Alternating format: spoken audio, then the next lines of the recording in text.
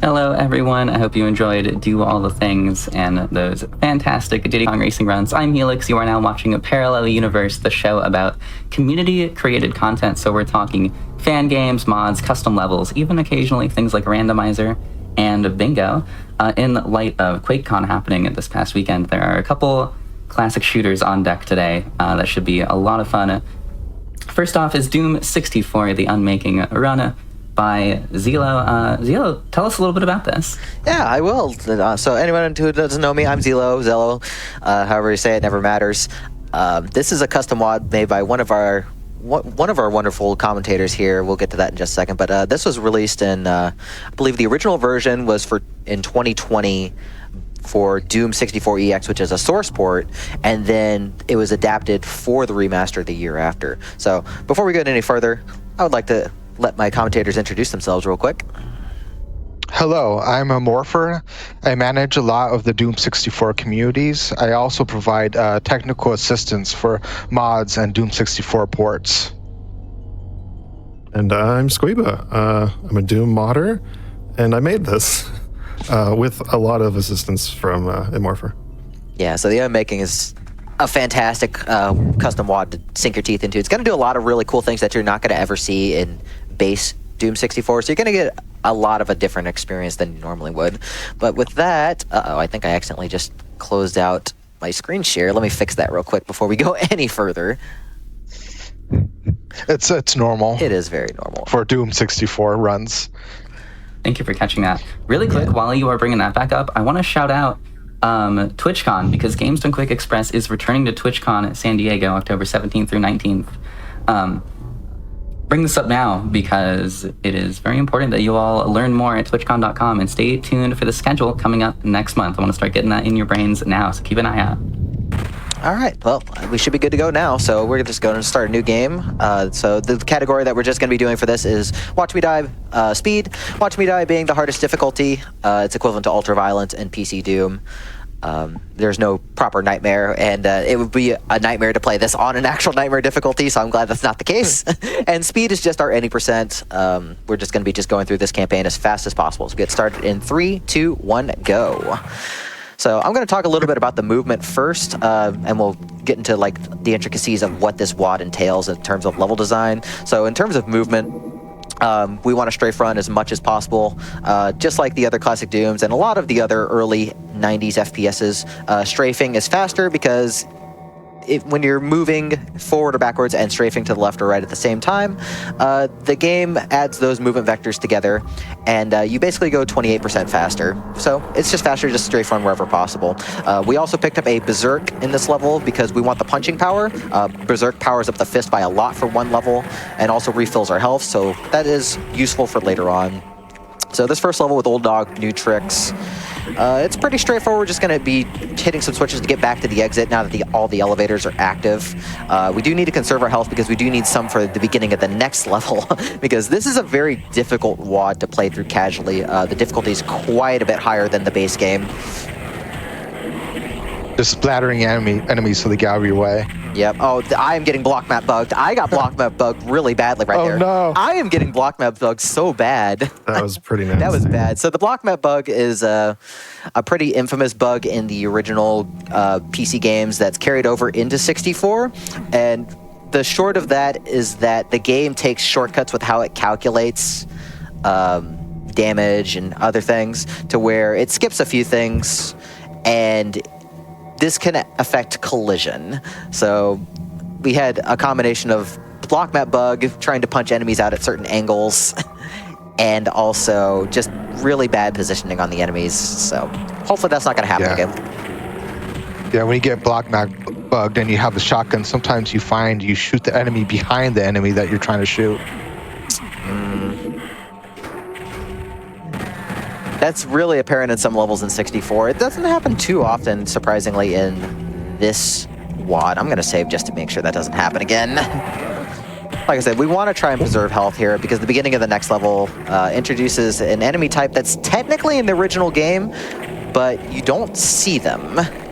So we'll get to have more of a proper introduction to them. one of the weird little changes in Doom 64 too is that the hitboxes of some of the enemies were increased. I don't really know why, but like imps, for example, have a much bigger hitbox than you think they do, which I think also makes them harder to punch. Yeah. Okay, finally got to the exit there. So this is going to introduce us to the Marines here as we start Manic Marines. You want to talk a little bit about like what they do and why you decided to use them? Sure, yeah. They're generally only used in the opening cutscene of Doom 64. They sort of infight with other monsters just to show off the combat in the game as it pans onto the logo. But I just figured, what would they do if you put them in a regular map? And what they do is they'll infight with other monsters, but if the player shoots their gun near the Marines, that makes them really mad. So they'll attack the player. So in this map, you have this push and pull where you kind of want to use the Marines to your advantage by getting them to fight other monsters, but you don't want to make too much noise or they'll start killing you. Yeah, especially since we didn't go out of our way for a shotgun, so we were only with a pistol, so we were very not equipped to fight enemies right now. But then there's points like this where you kind of need them to clear out the path for you. I have tried so hard to skip that without getting the Marines, and I am not convinced it's very possible. All right, so one last part of the room right here. We're going to slip around these enemies, and then we're going to activate a whole bunch of Marines here. I'm going to take the risky strat since I have a whole lot of health, and we're just going to barrel towards the switch that would open the exit here. So we're just going to pray that the enemies all get out of the way. Oh yeah, the path got cleared really nicely. Will I get blocked on the way back? One imp in the way, no big deal. There we go. Yeah, this is a part of a series of megawads made by Squiba. Yeah, this is actually like the last in your series, so we can talk about that a little bit later.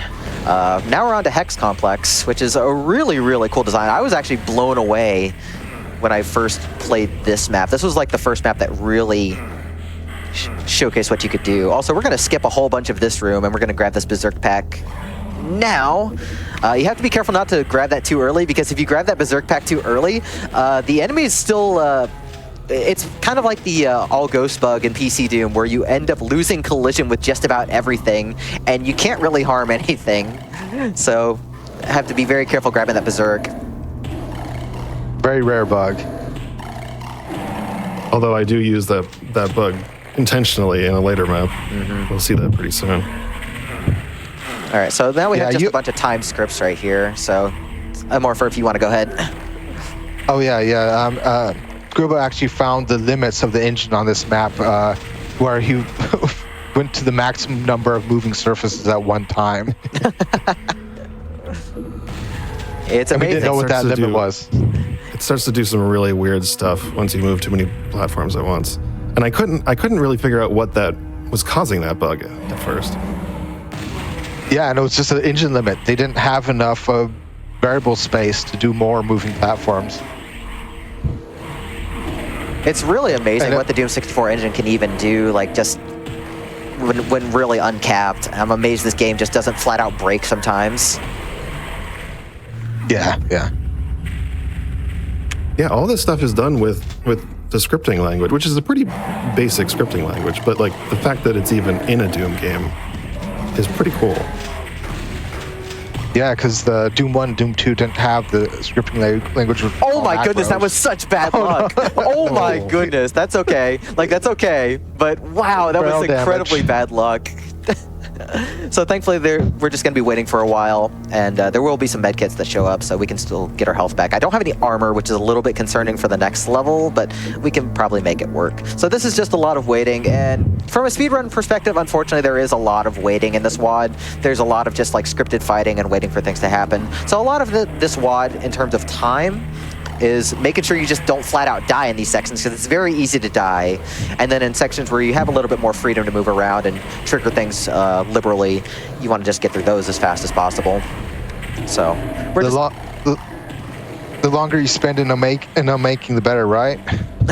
It is a really cool WOD, and there actually is a lot of stuff that we're not going to see either because we're skipping it or we're just not playing those levels, because we're not going to be playing any of the secret levels here. So I do want to have my shotgun ready because a couple shotgunners show up right here at the end. And hit scanners are very deadly. Hit scanners basically are the shotgunners and the zombie men and the Marines. They target you, and if you are in their line of sight when they decide to fire, you just get hit. There's nothing you can do about it. So that is not Get a out of whole here. lot left. Health is a little concerning. We're just going to make it work. But into Warehouse Shuffle, this is a really neat level if you're playing for secrets. The main puzzle of this level ends up being trying to access the secret level, because we have these all these boxes here and these platforms, and you have to do a lot of raising and lowering platforms. I'm going to actually restart the level because I got knocked off. There's a lot of just raising and lowering of these platforms to be able to access different areas, which ties into getting the key that opens the door to the secret exit. So it's a really neat level. It's a lot of puzzle solving. There's some really neat puzzle solving in this WAD. But we're just going to book it towards the normal exit here. I had that happen in a practice run last time, too. I have to be careful not to blow myself up. The barrels are in full force today. Oh man, the barrels are the biggest enemy now. Oh my goodness. Yeah, barrels do explosive damage. I think it's the same as a rocket where they do up to 128 damage, depending on your proximity to them. So they just fry me instantly if I'm too close because I don't have any armor. You just got blocked by an enemy below you. Yeah, which is a common problem in Doom. Yeah, where you want to talk enemies about have that? Infinite. Yeah, enemies are like infinitely tall in Doom, even though they, don't look like they are. So if you move anywhere above or below a monster, you'll get blocked. It'll stop you dead. So jumping over them, like on these platforms, if there are any enemies below you, you can stop your jump and you'll have to start over. Yeah, this has just been some really bad enemy luck here and there, but it's also just some sketchy play. They all combine. A lot of this game, both base game and this WAD, is learning to improvise, and you just kind of make the best of situations. So we're going to lower these platforms and raise them back up to the proper height so that we can get to the exit. There's a Spectre in the way. Spectres are rather annoying to deal with because they're just so invisible. I actually got a big hitbox. Big hitbox, yeah. I actually got blocked by the barrels below me for a second, so. All right, so now we can access this right here. Hit this switch. This allows us to get the elevator raised, and then we can jump across the last couple of platforms to get to the exit here. Health is very, very low, and there are a couple of enemies that can snipe me, so just hopefully not gonna have a bad time. Dicey. All right, that's good. Oh, nice. We're out. Almost a death exit. Almost. Thankfully, it wouldn't matter too much because we don't need to worry too much about equipment here. I hope that's enough health. That should be enough health. Did you Find miss a microwave. I hope I didn't. I might still live here. If so, we're going to see what happens. I thought I put enough medkits to heal you to full, but maybe I didn't. I think, yeah, so you have a whole bunch of medkits stacked on top of each other normally. Hopefully this is enough to get through the scripted sequence right here. You're not supposed to die. You're supposed to just barely survive. Nope. I actually didn't live, so. Oh, shoot. I forgot to save at the beginning of that level. Well, this is okay. Do it again. Yeah, do it again. That's fine. Oh, even more health. Good. I'll have more health this time, so it's okay. I actually get to try and do a trick right here, hopefully. That might be okay. So I'm at full health. So the way poison damage works in PC Doom and Doom 64 is that it just checks every X amount of ticks, whether you're on poison or not, or any kind of damaging sector. This is like irrespective of whether you're actually standing on it for an amount of time. It's just, hey, are you standing on it now? Are you standing on it now? Are you standing on it now? If you manage to get to this spot at a very specific time at the very beginning, we can actually skip one instance of poison damage. And unfortunately, we were just barely short on that. So I'm only going to have 16 health now. And this one is a pretty unique level where Scuba did something for the first time. Yeah, we just passed one of the ghosts. It was really hard to see, but there's a few enemies in this map that spawn in, but like their spawn is interrupted before they spawn in completely, and then they're despawned, which in Doom 64, if you do it fast enough, leaves them kind of half in reality and half out of reality. So they can still damage you and block you, but you can't kill them. So there's sort of this unkillable thing chasing you. I'm not even going to try and take my chances trying to get around the Cyber Demon. Usually he just pops me with a rocket if I try and skip past him. And especially... That scared so many players. Oh my god, yes. There is one Hell Knight I have to get around right here, and this is actually a pretty scary one to get around. So we're going to do a little bit of movement manipulation. I missed the switch, unfortunately, so I got caught. Yeah, you can't damage this Hell Knight at all because he's in that ghost phase. The Imp actually managed to toss a fireball and distract him. I didn't know the Imp still had that property. I'm always learning new things when I do showcase runs for this game. Yeah, I'm not sure I've ever seen that.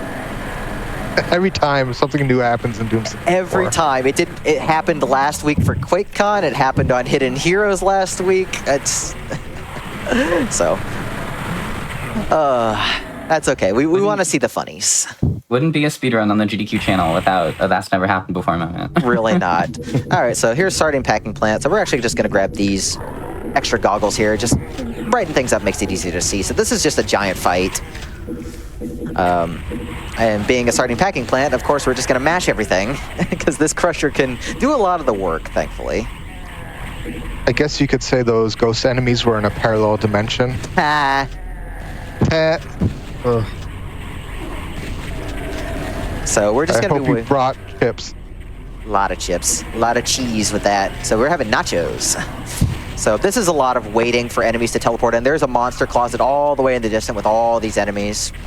So we're just going to have to survive several waves, and eventually the Hell Knights show up, and killing all the Hell Knights lowers the path to the exit. So we're normally supposed to be using the rocket launcher. I have a bunch of extra ammo that I'm going to get a refill on the next level, so I might as well use it now.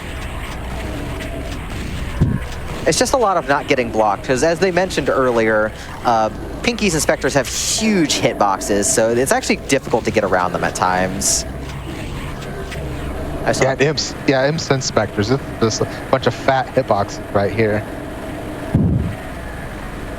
Okay, now's a good time to start using the rockets here. So we have to be careful with picking up the rocket boxes, because if you pick up, we do have a max ammo cap. We can only hold 50 rockets right now. So if we pick up like a box of 5 when we're at like 48, we're gonna lose those 3 extra rockets, and we don't want that because we want a whole bunch of rockets for the next level. So there'll be one more Hell Knight. Where is he? He doesn't want to show up. This happens sometimes. The last Hell Knight, it's always a problem. All right. Yeah, they're all in monster closets off the screen. Sometimes they get lost. All right, into Dead Man Standing. This level is like huge. This is like the first really big open level, and this is where like some of the maps in this water are so big that it actually takes a significant amount of time to quick save. So we got a lot to do here. So why don't you, Scorpion, why don't you tell us about this map, like the thought behind it? Yeah, so this one is basically, if you look at the central room, which Zelo doesn't have time to do, but there's a map that updates in real time that says, like, there's 8 demon incursions, and you need to clear them in order to exit the level. So it's 8 points in the map you have to go and defeat. Generally, it's some sort of, like, it's a Baron of Hell, or it's a cluster of Lost Souls or something. This one right here is a couple Hell Knights. So you've got to clear out the entire map, and then the exit will open. It's not a map that's about gathering keys necessarily, although you do gather keys along the way. So I just kind of wanted a map where you can do it in any order. You can just hang out and have fun. It's just a very free-form kind of map. I think I was craving that after making smaller, more linear stuff. I really do like this map, but it was very challenging to work on from a routing perspective because I had to figure out what order I needed things and such. Like, I need the yellow key to get a couple of things, and getting the super shotgun early is really good because the super shotgun is immensely powerful. So it's just really neat to just kind of decide on the routes and just figure out what you need to do here and there. This is a homage to a secret level in Doom 4. You know, I didn't realize that until you said that. I didn't realize this was like supposed to look like Outpost Omega. You know, I don't even know if I had that in mind when I made it. It's mostly a dead simple from Doom 2. The outer dead simple, then I guess the inner is pretty much simple as well. Yeah. I must have been thinking of both of them. Because it's definitely Outpost Omega. I guess in this dimension, it's dead simple, and in a parallel dimension, Outpost Omega. Sure. All right, warehouse is next right here. So this has a bunch of lost souls that we need to kill. This might be the hardest fight in the map, just because that lost souls in Doom 64 are so aggressive.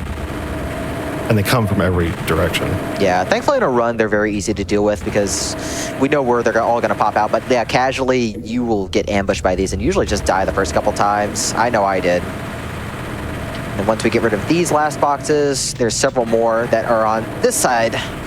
And they like to ambush you too. Chain Gun's really good at keeping them away. Chain Gun has a high firing rate. And Lost Souls have a high pain chance when they get hit. So they go into the stun animation a lot. Oh, here we're going to see Zelo doing some monster spawn blocking. So normally there would have been 3 imps there. There would have been 2 demons. So he's blocking 1 enemy each time a wave spawns, which means there's 1 fewer enemy to... And for example, there would have been 2 Hell Knights. So that makes it a lot easier. I always go the wrong way for this. I accidentally went back up. No, I don't want that. So nice you wrote it twice. Oh, God.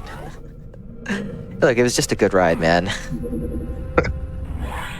right, got some Cacodemons in this room, so it's going to be Cacodemons and then Hell Knights, and then we're going to block 1 Spectre, too. I don't know if you know this, but you actually can spawn block one of those Cacodemons, too. Because their hitbox is so big when they spawn in. I actually did not know that. You can be standing below them and spawn block them. I've seen it. I'm going to have to do that if I ever try and improve my time on this then. The things you learn. I thought I opened that. All right, so there's only one last part to do. We have just 1 more tower. This one's a little bit annoying when trying to do it fast because your weapons... Every enemy in this game has like its own weight, and enemies can get pushed by your weapons. The enemies here, the Cacodemons and the Lost Souls, they love to get pushed around, so it's rather aggravating sometimes. Yeah, they can flow into nowhere. Oh, come on. Okay. So we got 2 Cacodemons on the side and 2 Lost Souls trying to ambush me too.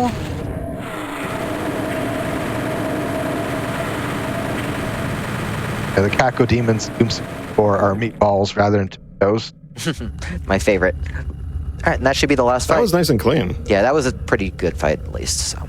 Sometimes the Cacodemons can kind of skirt around the other side and be really hard to hit. I've had points where it seemed like they would never come back. Yeah. I always wonder if I get soft locked. All right, the Unabsolution. All right, so we have a Mother Demon to kill already. I'm going to do a very specific strat for this. I'm going to just get rockets first. Oh, I accidentally let her loose, but hopefully this will work okay. So because Mother Demons are really annoying to fight normally, we're going to let most of those homing projectiles hit the walls. Oh, that is not good. All right, we're going to have to bail. Those projectiles do a ton of damage if they hit you, so we're just going to be running around for now. The rocket launchers really are our only good source of damage here, so... It was surprising to see the Mother so early. It definitely scared me at first. Okay, she's dead. So, we're just going to hop in the exit right here, and it's like, oh, we're dead. Oh, no. So, I wonder where we're going. So we do have some intentional death exits between the loosely labeled episodes. The Mother of all Demons is dead, but hold on a minute. There are 2 episodes left. This creature must be only one of the many manifestations of some nightmare entity beyond human comprehension, or at least beyond my ability to depict using the Doom 64 bestiary. I love those screens so much. So we start our descent into hell right here, and this is a dig your own grave. This is a really neat map, but also I think this is one of the most difficult maps in the run because it's very difficult to navigate. It's going to be very dark. It's going to be a lot of heavy fighting here. And you do I think you skip a lot of the items in this map because the whole gimmick of this map is that every time you kill a wave of enemies, the whole arena lowers, and you've essentially missed any items you haven't grabbed. But because you're speedrunning it, you're missing a lot. Yeah, I actually So I think you end up berserking for a lot of this map. Yeah, I do actually pick up as much ammo as I can because the ammo is so helpful, just finding extra shells, extra bullets, because they do help on the next map as well, to shorten those fights down. So I do kind of skirt around the edge of the arena here. If the shotgunners can fight the other enemies, that helps a lot. But otherwise, we're just kind of picking up what we can. And we're going to keep that invisibility right there. Not because I actually need it, but because it's a good landmarker for me. So that's the last set of shells I need on this. And we're just going to deal with all of these Pinkies and Spectres. Like I said, it's a very dark map. It's very hard to see the Spectres in darkness here.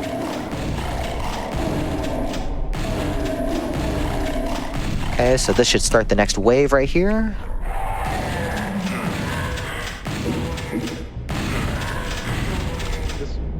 This was done with a lot of the base for assets. Over time, we kind of added more custom stuff in there as we learned how to mod these engines. At least the newer official one. Yeah, the Night Dive That's remaster has been really good for that.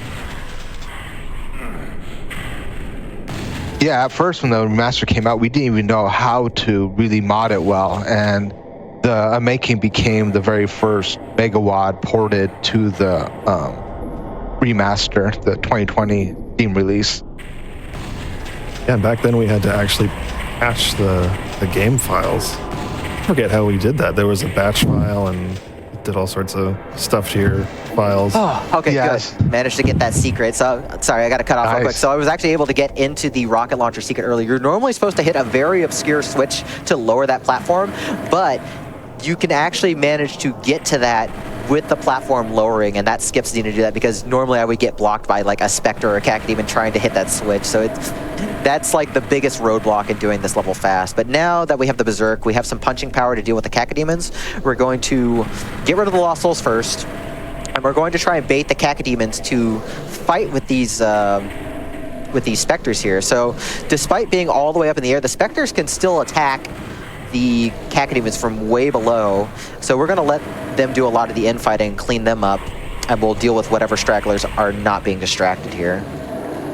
So like as you can see, this guy's distracted. We'll just punch him out. Have that Spectre go towards that Cacodemon next.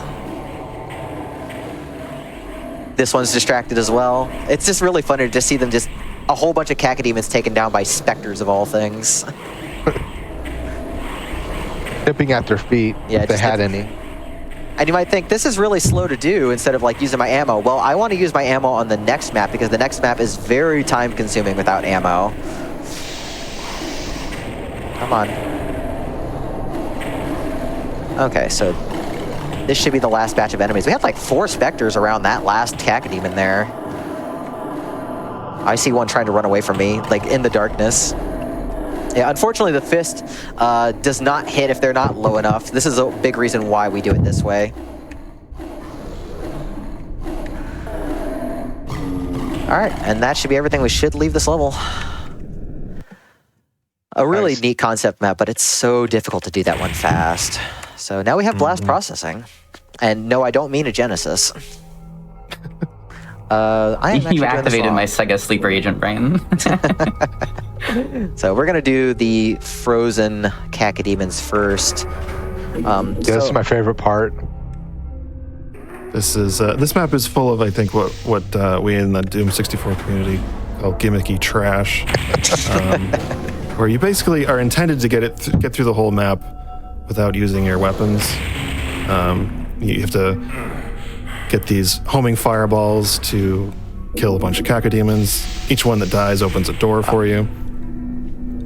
Yeah, it's a little Later tricky on, to route out how to make these work because these fireballs are very tricky to avoid hitting the walls. There's a lot of really Yes. tense geometry here. And they do eventually stop tracking you, which is a thing I didn't realize, which you use on this last one. You kind of stand for a moment, and then it'll keep flying in that same direction. All right, so It that sort of gives up following the player. yeah, I really do enjoy that design choice. It's It's a really cool way to do things. So now we have what we're going to use a lot of our ammo on here. So this with the barrel room with the imps, this is very slow to do normally. So we're just going to go ahead and clear out imps now. Because normally you set these barrels using a switch, they spawn, and then another switch over here will create a fire that will slowly explode them. This would be your only real source of damage since you'd only have a pistol if you were to play this from an IL start. This second wave of Nightmare Imps, Nightmare Imps move faster than normal Imps, so it's easier to lure them over to the barrels. So we're going to use the barrels just a few times, just to be able to rack up the damage, and then we can finish off with the ammo that we saved from Dig Your Own Grave. So that should be good right there. All right, like pre-cooking your meal. And the next up we have the obstacle course. And this is actually a little scary to do fast because we're going to take this invulnerability here, and but I can still be knocked off the course by the explosions, so I have to be very careful with my movement. Oh my goodness, I can't believe I did not fall. Chalk that up to that's never happened before. Another one. Yep. Oh my goodness.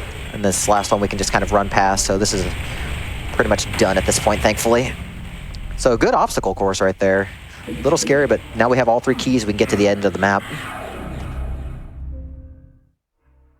And the end of the map is supposed to kind of combine the concepts of those 3 challenges, but honestly, I don't think it works very well. It works well enough. It took me a while to figure out how I wanted to do this, even with the extra ammo from like the shotgun secret over there that we're not going to visit. Please die. This one took me a while to puzzle out how I wanted to do. So we're going to grab this Mega Sphere. We're going to get a couple of waves of this fireball to hit the Mancubus for us. Also have to be very careful to not get caught by an exploding barrel. So very scary here. And once we kill this Mancubus, an Arachnotron and 2 Cacodemons show up here.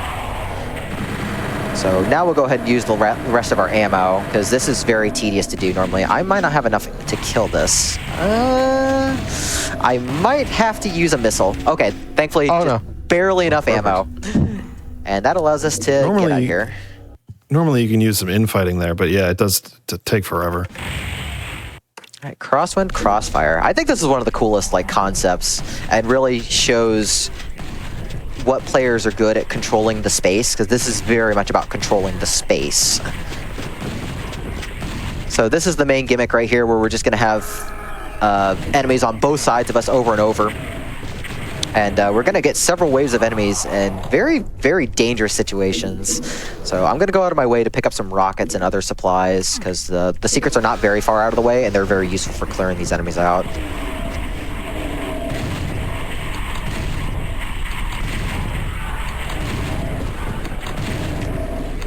That's one of those ones where you set up infighting, but then they're still shooting across and they still might get you.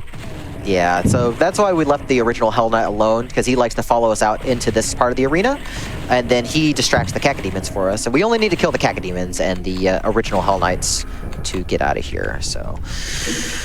Yeah, that's pretty handy. You mentioned a while back that you were on Hidden Heroes, and so if anyone wants to see more of you running Doom 64, you can check out the VOD on youtube.com/gamesdonequick at some point. Of course, all the other Hotfix VODs and all of our GDQ marathons and special events are over there on our YouTube channel as well. Those of you watching on YouTube, thank you, by the way. Don't forget to like the video, subscribe, and turn on notifications to stay up to date with GDQ. Thank you very much, Helix. Uh-oh. That was close. I almost got smacked by the other one while I went to save. We're going to pick up a secret here just because this some extra health and armor is really handy. So we're going to just light up this torch after we kill the Arachnotron here.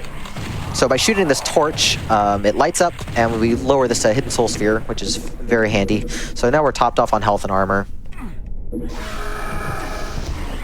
So another wave of Cacos and Hell Knights here. So the original 3 Hell Knights that we skipped hopefully will be in the center and distract a bunch of the other cacodemons for us. There are a bunch of cacodemons in this wave. It's like, what, 8 or so? It's a lot. I thought it was 6, but I could be wrong. I say 10. It averages out to 8, close enough. Yeah, those Hell Knights are really handy in these fights, but it does seem like in the run, one of the hardest parts of the map is squeezing by them in those narrow little spaces. Yep. It's very much a risk-reward thing. Coming up. Yeah, fortunately, the Hell Knights and Barons have some of the thinnest hitbox in Doom 64. I mean, sometimes that's bad because they can follow you places, but sometimes it's good if you around them. Yep, so another couple Hell Knights right here. Make sure I'm topped up on shotgun ammo. That one's stuck over there. I actually have... That's a little bit of a problem. Yeah, I actually have 2 Hell Knights that are down here. I'm going to get rid of these guys first. He scratched me. So you can tell this platform is very thin, and I'm not allowed to use that side of the ledge anymore, otherwise I'll get scratched. So we're going to be very careful. So there's a little property with the super shotgun and the rocket launcher in this game. They actually push you back slightly whenever you fire them, and this means I had to be very careful of what my position is so I don't fall off the edge. So I'm going to save in between every wave here because the last wave is 3 Arachnotrons. A shooting gallery, basically, moment. I was wondering where the second pushbacks Arachnotron went. I even hid behind the other one.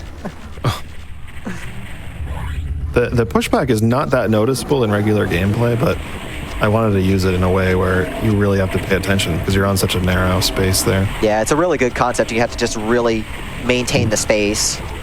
So now we just get a whole bunch of Barons to finish up, so we're just going to dump the rest of our rockets. That Hell Knight is still trapped. That's great. Just chilling. The safe space now. I could use a lot of safe spaces in this campaign. All right, and that's the end of the map. So pretty good one.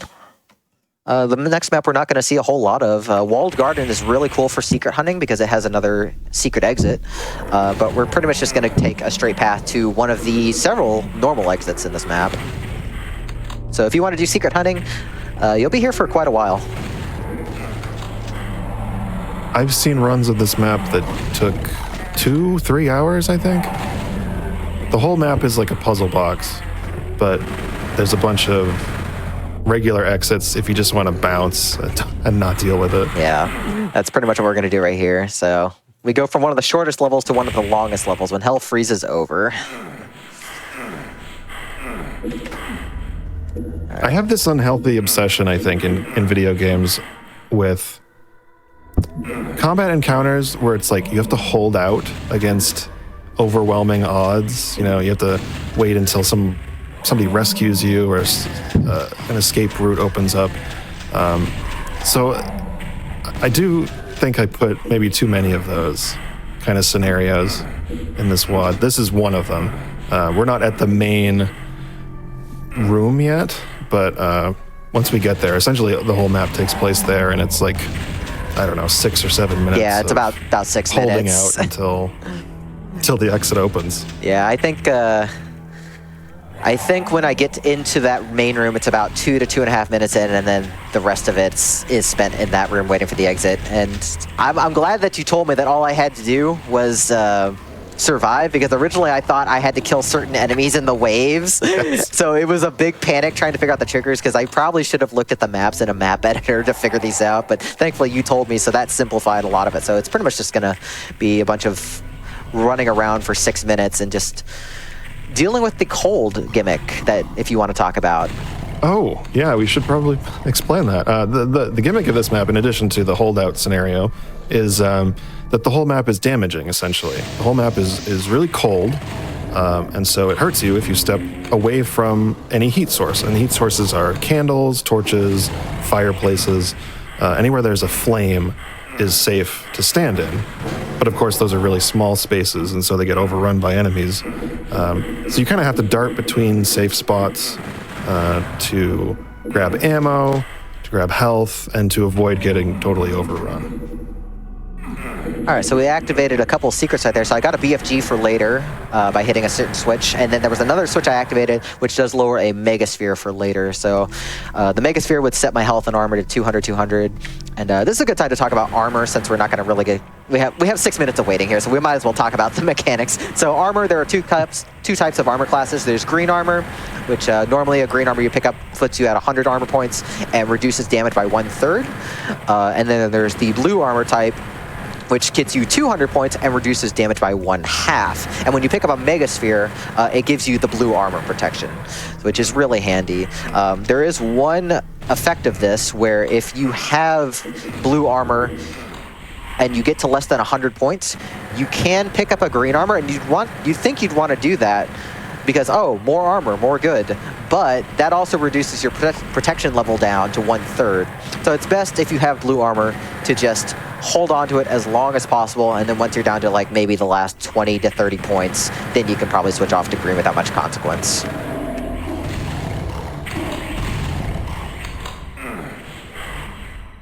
Yeah, this Megawatt ended up being quite influential in the Doom 64 community.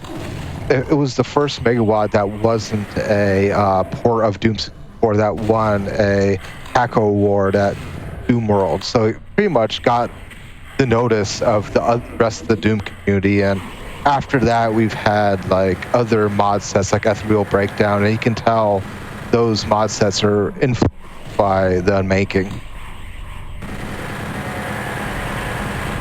Yeah, and just the idea of exploring new ideas and having unique structures and colors. Yeah, it really made this WOD really opened it up for everything else, and I have to give Squib a big shout out for that because it's a really, really fun piece, and it's just really interesting to try different set pieces and experiences that you're not going to see in base Doom 64. And on that note, big shout outs to the Doom World community since we mentioned them, since they've been around a long time, and you can play many, many custom PC Doom WODs there. Like, I think like the number of WODs is literally in the thousands at this point.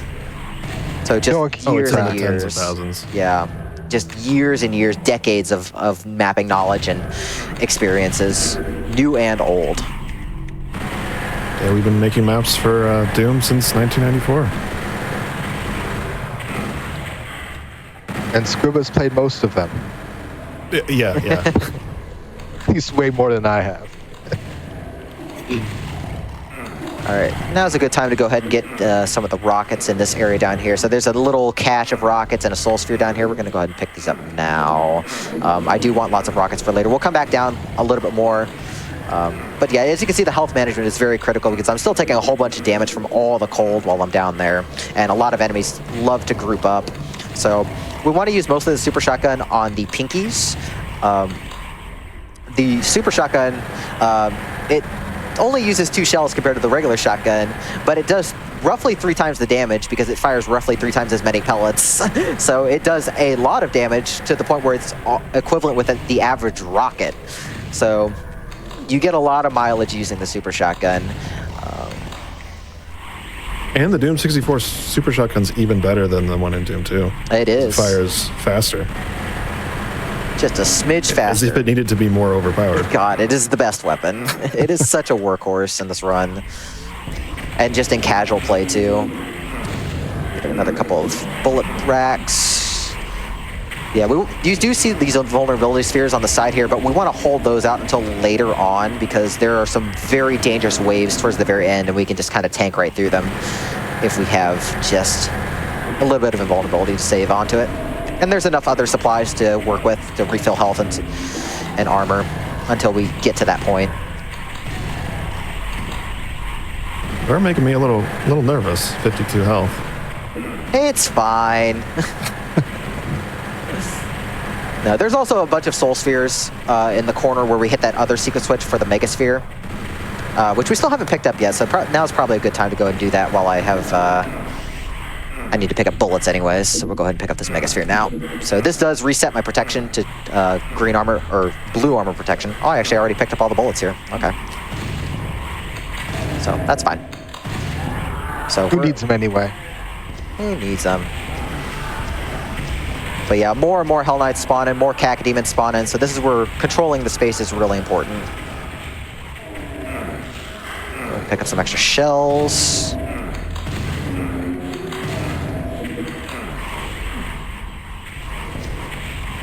This is usually when people start getting scared if they're going to make it or not.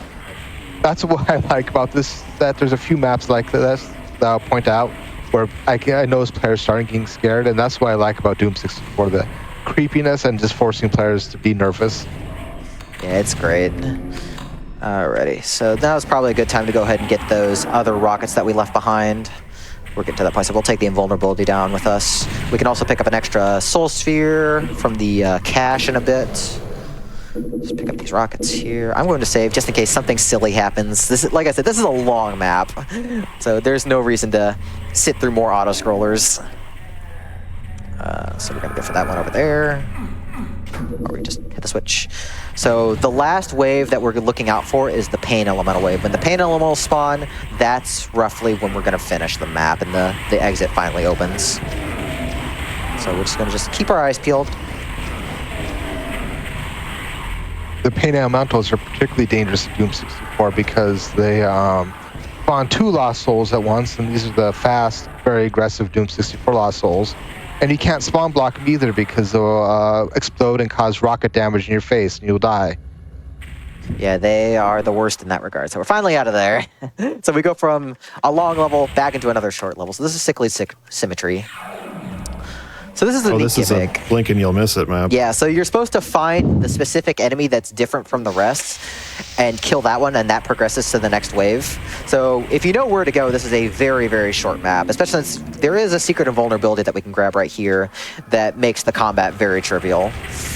So we just need to kill this Baron right here, so that's the last of these enemy waves. Just need to hit 2 switches on the side and leave the map, and hopefully we'll get out before the invulnerability runs out.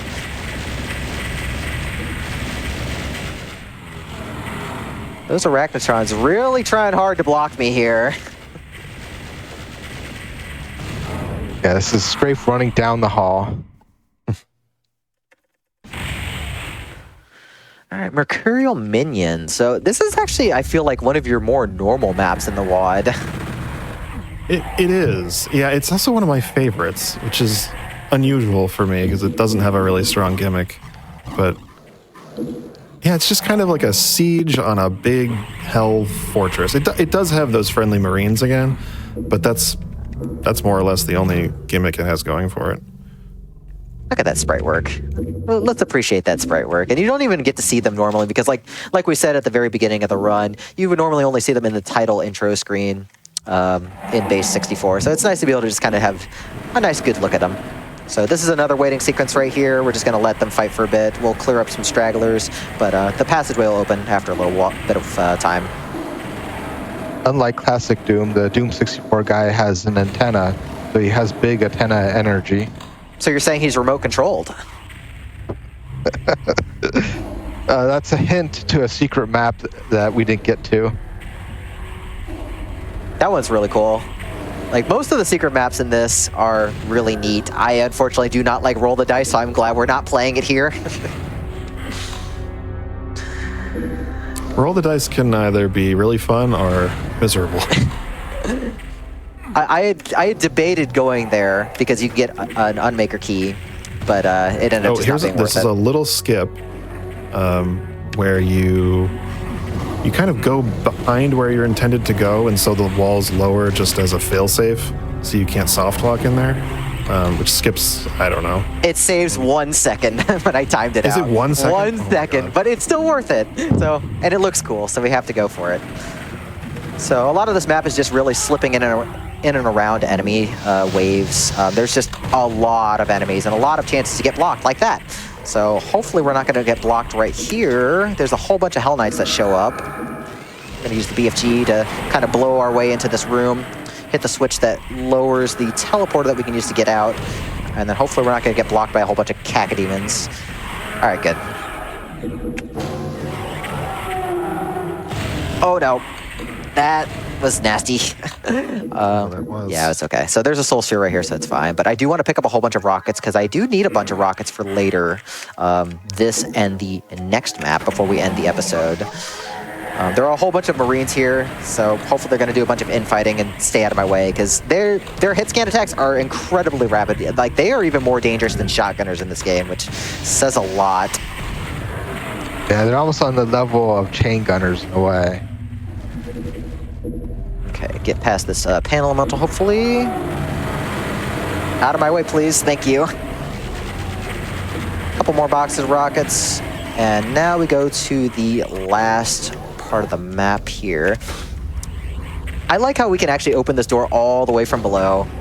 We have just enough room to do that. Kick the wall and the door opens.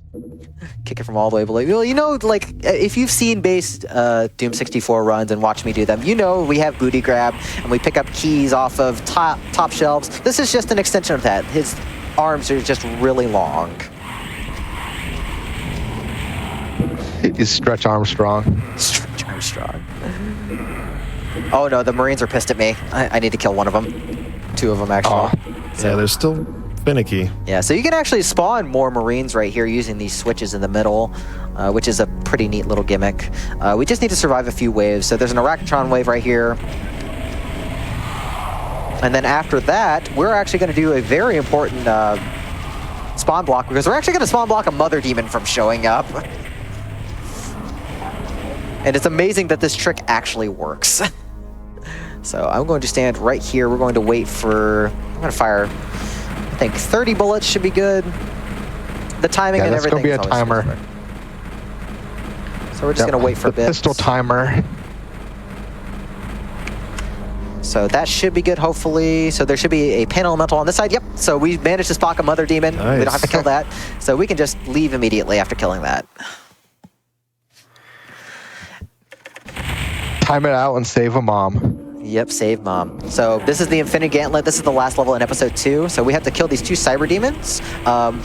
We're going to just kind of circle around. So we're going to do a very risky strat. We're going to use rockets for a bit to soften them, and then we're going to kill them with the BFG if possible. So the BFG has 2 components to its damage. There's the big giant green ball, which does a little bit of damage, and then when you manage to connect with a shot, a bunch of invisible tracers shoot from Doom Guy's current position at the angle the ball was fired at. I accidentally missed right there. So basically what that means is you want to just hit the enemy as hard as possible by looking at it. And unfortunately, I'm not getting good shots. This is my fault, but it's tough to line this up. He did not die. This is a terrifying strat. Yeah, this is an extremely difficult strat. That other cyber really does need to die. I do want the Megasphere that's on its pedestal, so we're just going to kind of shotgun him out. I'm going to just do this safely. That one had Wheaties for breakfast. Oh my goodness, yes he did. Unfortunately, we have a whole bunch of pain elementals still spawning more lost souls and being a pain in the butt, so this might get a little dicey here.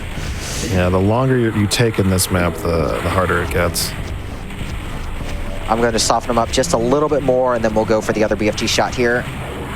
Oh, please get out of the way. I don't want to be trapped by a rocket. I'm blocked.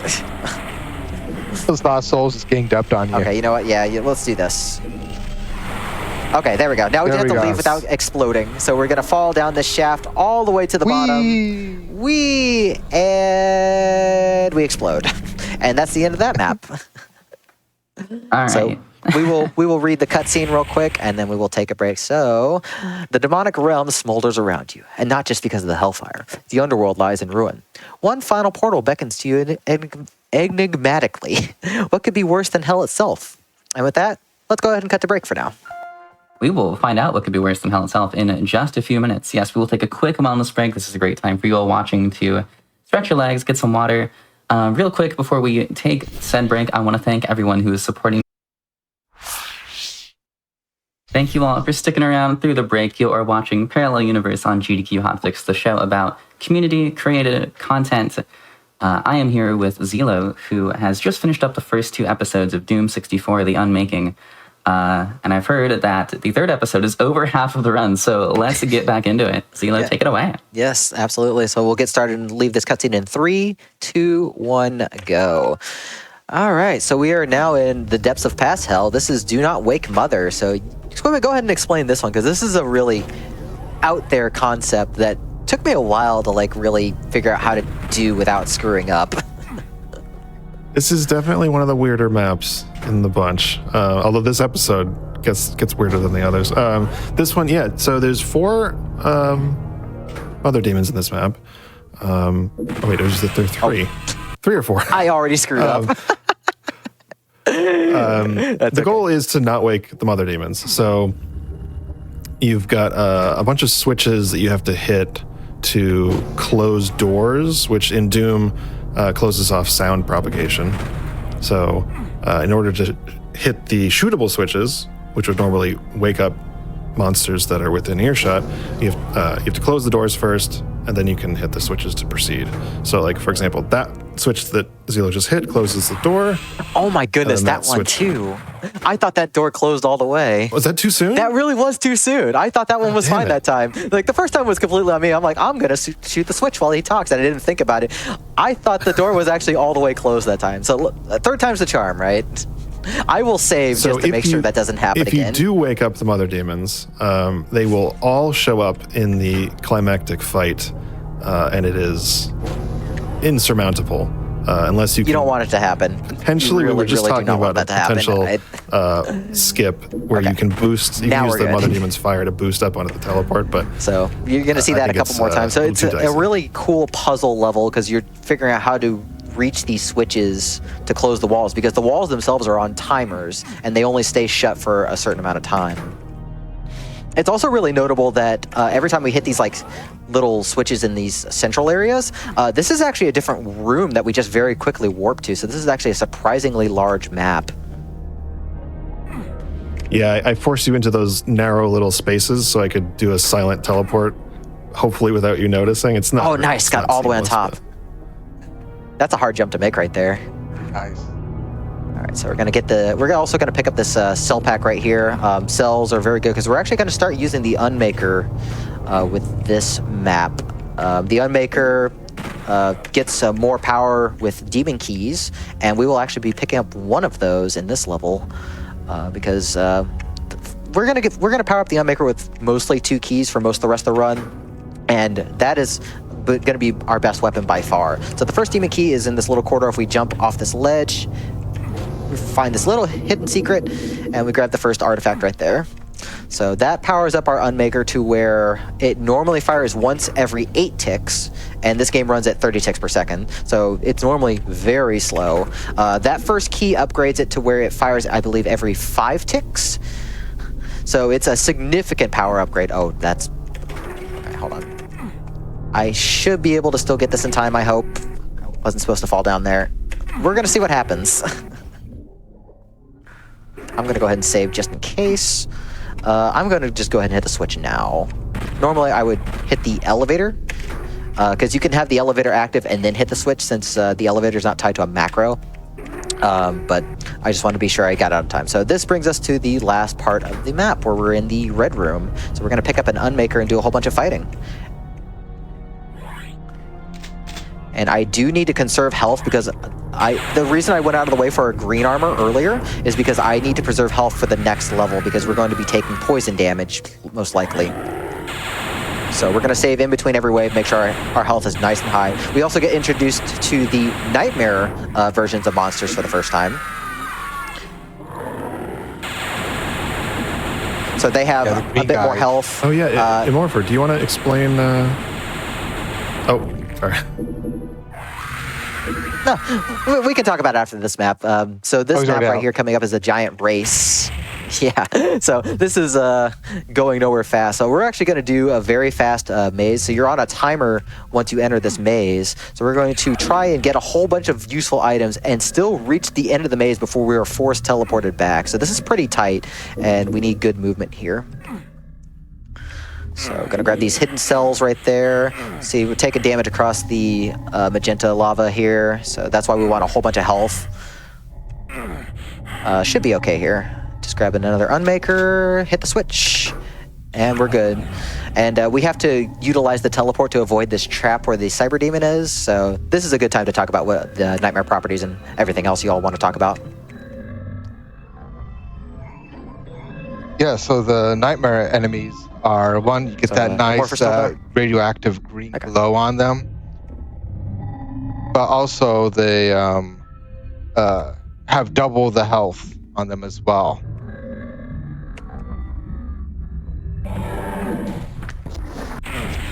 Yeah, and that property can be applied to, I believe, any monster you want. And we will see that with even boss enemies. So they are very scary. They can be I applied have just enough health to things, start list level. handles, barrels. I didn't know they could be applied to barrels and candles. That's interesting to think about. Pickups, health items, name it, anything that's a thing. All right, Monuments to the that's Cement God. hit it. Wow. All right, so we're going to be using a lot of Unmaker here. This is a very scary level to survive. It has a lot of scripts. There are some tiny skips in this level, but for the most part, it's just going to be dodging enemies and waiting out a bunch of scripts. This next fight especially is really scary to deal with. I'm going to blow her up because you have this Mancubus right here. 2 Hell Knights show up, and then you also try and get boxed in by some Arachnotrons at the very end. But hey, look at that. We actually have Hell Knight attacking the other Hell Knight. So there's a very interesting quirk with barrels. And if enemies manage to explode barrels off, then they can think other enemies actually damage them, even though it was the barrels that damaged them. So we actually had 2 Hell Knights fighting each other, which is normally not possible. So No. chalk that up again to that's never happened before. Sorry, I think our that's never happened before counters at 3 now. Like, I think I've seen that happen like in other instances, but never there. So that's definitely a new one for me. I had to not freak out when I saw it, like, oh my goodness. All right, so this is a whole bunch of waiting here. So there are several Nightmare Hell Knights that we're just kind of trying to lure around. And the middle slowly like disappears over time. So you can see that Hell Knight is actually in a bad spot because it tried to cross between 2 sections when one was lowering. So it's just kind of just stuck in the walking animation, which is funny to see, just kind of floating. But there is a skip here that we're going to do. So I need to keep track of the portals. There's 2 portals on the walls here. There's an orange one on the right. That's going to be our exit.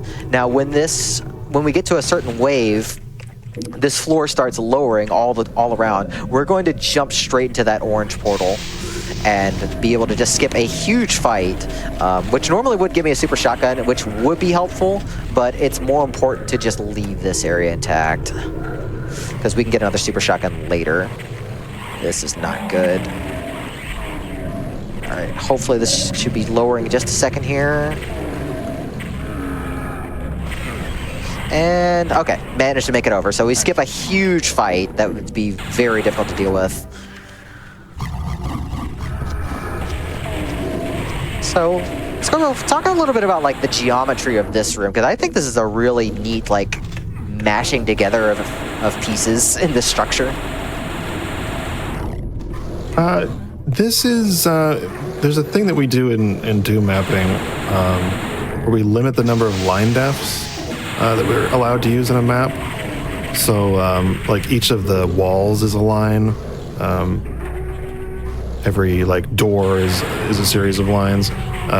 So this map is 4 separate islands that each one is limited to 100 line defs, which ends up making them look really angled and weird like this. Oh my goodness. I keep bonking my head and enemies keep blasting me. Sorry, go ahead. No, that's it. So each of the islands has to be like super stripped down detail-wise, and just to fit playable space in, you end up with these like triangular sectors and stuff. Yeah, to save on line devs. They're really neat, but this also makes it a bit difficult to navigate because there's just a lot of tricky jumps that we need to make, and it's very easy to get stuck in corners in this game. So I would like to skip fighting these, but I actually have to come through this area later, and I've actually found that the the Mancubi can actually stop the next script from fully activating. So we just go ahead and deal with them now. So we still have to escape at the top. This area is just jam-packed with enemies. It's very easy to get caught. Oh my goodness, this is not a good health situation. I am at 1 health, the only health that matters. We're gonna try and make this work. No, this is not gonna work. I am very stuck. That's not happening.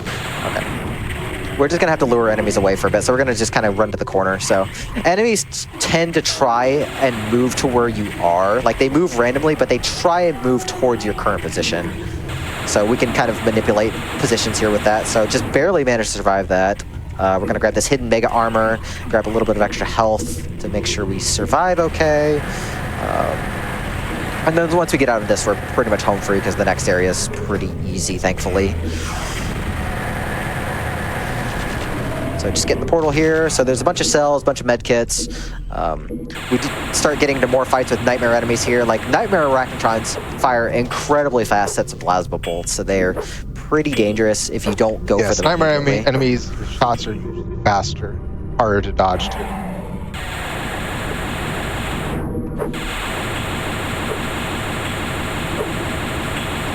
Okay, this is just a bunch of fights here, so we're going to block one Nightmare Cacodemon when the platform raises.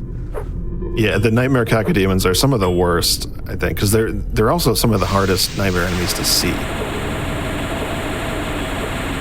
While you're working on that fight, I want to quickly shout out PAX West. That's right, we are returning to PAX West August 29th through September 1st, and you can visit gdq.gg/PAX West to check out the schedule. And to learn more about the event, you can go to west.paxsite.com. Please check out our schedule. It's fantastic. I'm very, very excited for this. And that's coming up in just a couple of weeks, kind of sneaking up on me. So yeah, keep an eye out for PAX West on the Games on Quake channel, August 29th through September 1st.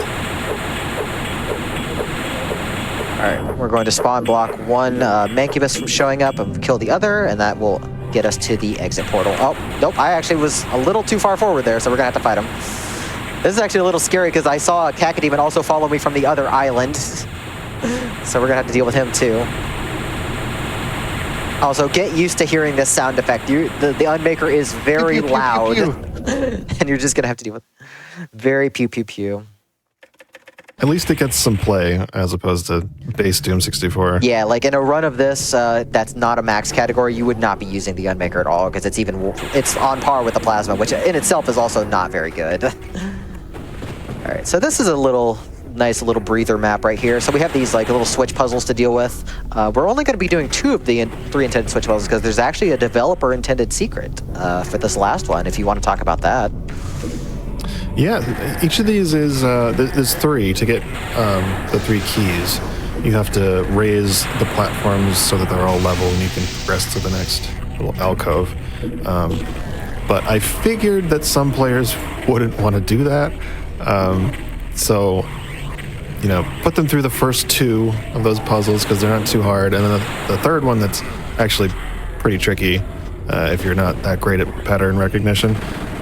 There is an intended secret, which you will see coming up here, where you can just totally circumvent the puzzle. Just say, I don't feel like doing it. Yep. So it actually ends up being quite a bit faster to do it anyways because we skip a nice little sector here because that last sector is pretty long normally.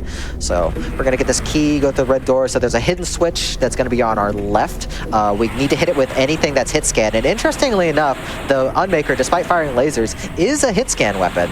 The lasers are just there for decorative effect. So hitting that hidden switch right there lowers the teleporter, which gets us to another switch that allows us to get the soul sphere, but also allows us to grab the yellow key much earlier. And with that, we can just go straight to the end of the level here. And into one of, I think, the longest level in the run, Prismatic Goria is coming up next. Oh, and I should maybe warn you, if you're in a dark room, this next map is going to be bright. It's going to be very bright. And you're going to see a lot of it that way. This is the longest map in the run, I think. Yeah, you're going to see a lot of this. This is the central hub, and there's going to be 6 other areas that we're going to weave in and out of here. Yeah, when So There is a lot of This fighting. might be a more for story time. Yeah, go ahead, Parker. When Squiba was working on the unmaking, we were trying to figure out if we could even load custom textures into the remaster, and the one he sent was just a white texture.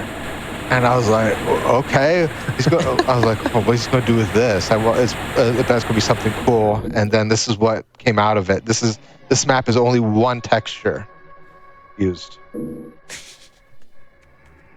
The cool thing about Doom 64 is that you can do so much with the lighting system. So, and it's actually in Doom Builder, which is the program that we use to make maps, there's a setting where you can turn off the textures and just see the colored lighting. And I kept hitting that button and thinking, wow, this looks really cool. And then I just figured, why not make a whole map that looks like that? There's the blue portal. I have to remember which order. This order is very important right here because we do need to get some items in specific times. So we have just a lot of scripted fights here. We're going to get rid of these Nightmare Arachnotrons because this room gets very cluttered if you leave them alive, to where it's just worth, even though it's a timed map, we just want to just get them out of the way. So we're going to dance around for a bit. There's going to be one more Nightmare Arachnotron that shows up at the top. And then after that, we're going to wait around. We will pick up a backpack in this room. So it takes a little bit of time to get, but the backpack will double our ammo capacity for the rest of the run, because we're going to carry that to the end of the game. And being able to carry 600 cells is incredibly useful. So it's worth like the 15 seconds it takes to go pick it up. And classic.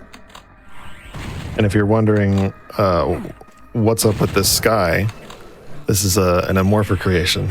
I love this guy so much. I don't know It's what's so yours. good. Yeah, this third episode, it starts using my skies more often, and a lot of it was just discoveries that I could overlay transparency things over other transparency things in this remaster engine, and I was just experimenting to see how far I can go with the effects. Yeah, y'all come up with some really creative effects. Like, this is like really pushing the Doom 64 engine to its limits with what you guys did with this WAD. And this sky was not made for this map either. It just it was a happy little accident. It was such a perfect sky. As soon as I saw it, I knew it needed to be. Yeah, I just got on a kick one day, and I was like, okay, what can I do with these skies? And I just started experimenting, and that was one of them. Turned out really well. And I feel like Happy Little Accidents is just kind of just custom game making in general. Oh, sure. And another fact which makes this map possible is, so Scuba mentioned about the color lighting. So in Doom 1 and Doom 2, each sector or area has one setting for brightness. While Doom 64 has, instead of just one setting for brightness, it has 5 color options. And so you can color the floor any color you want. You can color the ceiling any color you want. So that's why you have these pink floors and these yellow ceilings without even having to change the texture, which worked well for the Nintendo 64 because you could color textures, various colors, without increasing your ROM size or cart size. Yeah, this Starburst room, I think this is my favorite room out of the 6 areas in this map, just because it's just so trippy looking. Like, this whole level really is a trippy looking map, but it just looks cool, and it's just, sometimes less really is more. This is actually like a leftover, sort of just an experiment at shapes that I was messing around with. I didn't know what to do with it, so I slapped it in this map. Uh-oh, I'm in the poison. And the Mancubus is on the loose, so we're going to deal with him. Uh-oh, that's actually bad. I don't know the last time I saved. It's thinking. Oh, no. Yeah. Oh, okay, so I'm a couple rooms back, so we're going to have to sit through the previous room again. Ugh, that's really unfortunate. So, yeah, that's a big time loss right there, because, as we've said, there's a lot of waiting around in these rooms, and you're just not going to be able to do anything other than wait. So we get to sit through this room again. So I'm going to be a little bit more careful with saving from this point forward. We can admire the colors. But hey, you get to look at this. Yeah, you get to see this again. It's great. It's worth it. It's the Insane. content. This is a very pretty map, so I don't mind. Yeah, well, Scuba was talking about before when we used to have to mod the remaster, and he was trying to remember how we did it. And if you've ever played hacks of Nintendo games or Genesis games, anything that's a ROM, you have ROM patches. And so what we used to have to do is we used to do basically a ROM patch, but we did it on the game asset files. And we used to have to patch in our custom maps and custom textures to get them to load on the remaster. Night Dive's seen this, and they're like, oh, guys, we don't want you guys to work that hard. So then they made it so we can just load files into the game instead of having to patch them. So they made our lives much easier. So shout out to Kaiser, who pretty much the Doom 64 community was built on his shoulders, and Night Dive for making it easier for us modders. Yeah, while I circle around for that backpack that I managed to miss, big shout outs to Kaiser and Night Dive, because Night Dive does a lot of really good porting work for older games, and Kaiser in particular was the main force for Doom 64, not just at the remaster, but in the years before then. If it wasn't for him, we pretty much wouldn't have modern Doom 64, because he came up with so much stuff in the years leading up to working at Night Dive, so big shout outs to him. Yeah, Kaiser. And like I said, like being able to patch the game files in a much easier way now is just so much better. It's literally just here's a batch script. Just click on that and everything is patched. You're done playing, click on the uninstall batch script and everything's back to normal. It's so good. And Kaiser was the first one to win a CAC award for Doom 64 back in 2002 or 2003 for the Absolution port to the PC. Then it was Squibba's UnMaking was the second one. Like 20 years later to win a CAC award at Doom World, so we're making a loop. Yeah, anybody who doesn't know what the CAC Awards are, it's the kind of annual fun little reward show where we did the community reviews all the content made that year, gives shout outs. It's just a fun thing, and it's just a good way to be able to showcase all the great custom content that comes out for this game, even well over 30 years after Doom 1. I'm going to save now, just so that I don't have another situation happen. Because now the cacodemons are on the loose, so we're just gonna keep avoiding them. When the Mancubus shows up, that's when we're getting close to the end of the wave. So he's like our cue, but I don't want to get knocked off the Starburst again. That would be very sad. I'm just going to pick up some rockets in the meantime.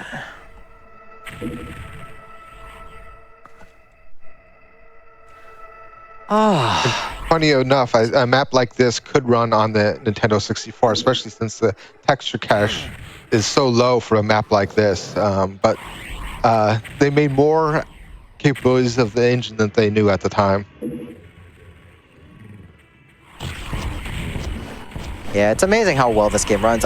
You've actually gotten some custom content to run on console, haven't you? Yes, and we're going to eventually have a Megawad that will run on the N64 and Sega Dreamcast, believe it or not, but not finished yet. Yeah, big shout outs to Jay and Martin. Close, though. That's exciting. Yeah, big shout outs to Jay and Martin for did a full Dreamcast port, really, really good port. All right, so that's 3 of the rooms down. So no, after this imp encounter, we're gonna have another batch of 3. So we're gonna go to the Cathedral next, which I think outside of the Starburst is my favorite. It's just so foreboding, just looking at the building and then just getting trapped by everything else.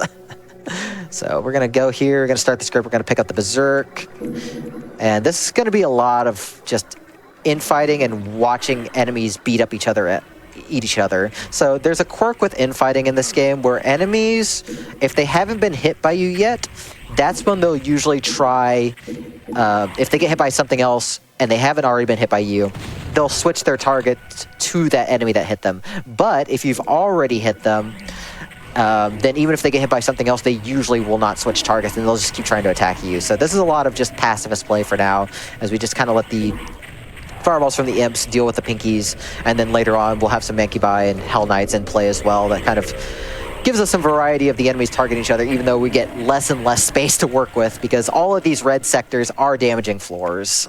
Packed in like a sardine. Oh man, we already went through sardine packing plant. I don't need to Wrong go through it map. again. I'm losing my memory. Aren't we all at this point? So this is a lot of waiting. I believe this is just another set of time scripts. I don't think this one's tied to like any enemies you have to fight on the last wave. No, it is timed. You're just waiting for that floor in the middle, right inside the door, to turn white, and then you can leave. It has nothing to do with which enemies are killed or anything, unfortunately.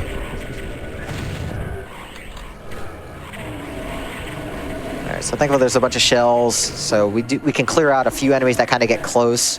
Like I said, we would just want to be very careful of where we're shooting so that we don't accidentally damage an enemy that we wouldn't want to try and kill. We want to just have as much infighting as possible, just keep everything distracted. Yeah, unfortunately, with these solid textures, the nightmare enemies show up a bit better. Sometimes on the normal texture maps, they kind of hide and stealthy. Yeah, like especially the white room. The Lothals are incredibly difficult to see in the white area, which just makes for an interesting challenge. So there's actually a little bit of a strat in that room where I actually try and move away from them as much as possible in a certain way, and you can use like the darker areas of the rooms towards the top to get more light towards them. Oh yeah. It's not something that you'll really see much of, but it's just something that helps me a lot. So fun fact with nightmare enemies, so we already have nightmare imps, but you can put a nightmare flag on them to make them doubly nightmare, and there's always been debate of what we should call those.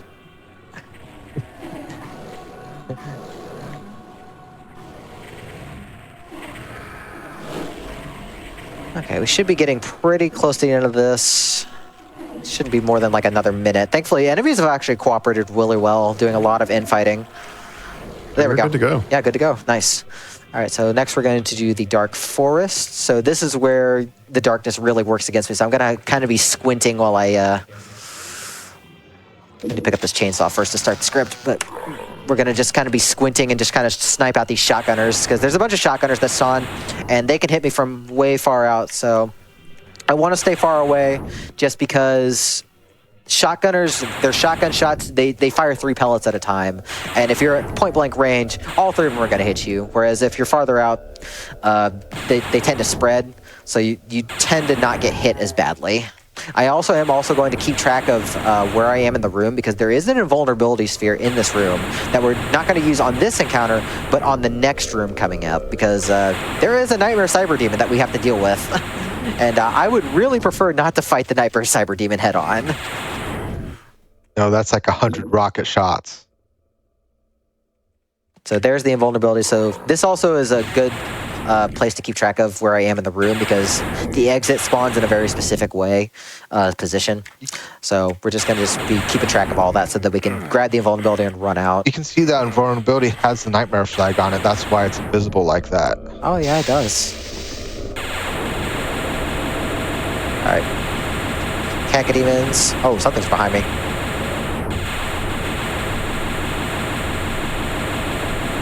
This cyber demon that's coming up is really your muscle memory. If you're used to dodging cyber demon rockets, the pace of that, a nightmare cyber demon is so much worse, because the rockets are twice as fast. They will get you before you even know they've been shot. Yeah, it's wild. And they're hard to see too because of the nightmare property, so you just kind of get blasted halfway across if you're not ready for them. So thankfully we have the BFG. We're just going to slam our face into it several times.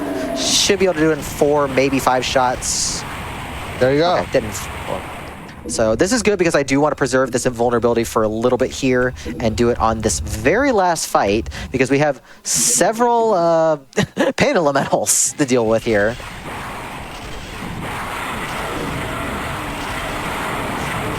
Now, thankfully, we have a ton of cells to work with, so we're just going to just face plant as many as we can.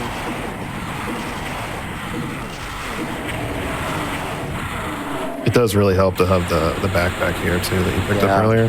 Where is the last? I have an enemy somewhere. There he is. Okay, that should be everything. Just bowling him down. Just cross this exit, and that ends the level.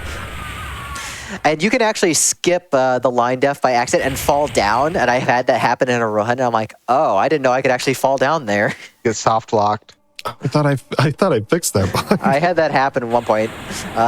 Anyways, this is Flotsam in an Astral Stee. And this is interesting because this is the only map that actually changed between revisions. So why don't you talk a little bit about that? Yeah, it's still a little bit weird to see it load up after Prismatigoria, because I'm still used to the old map that was here.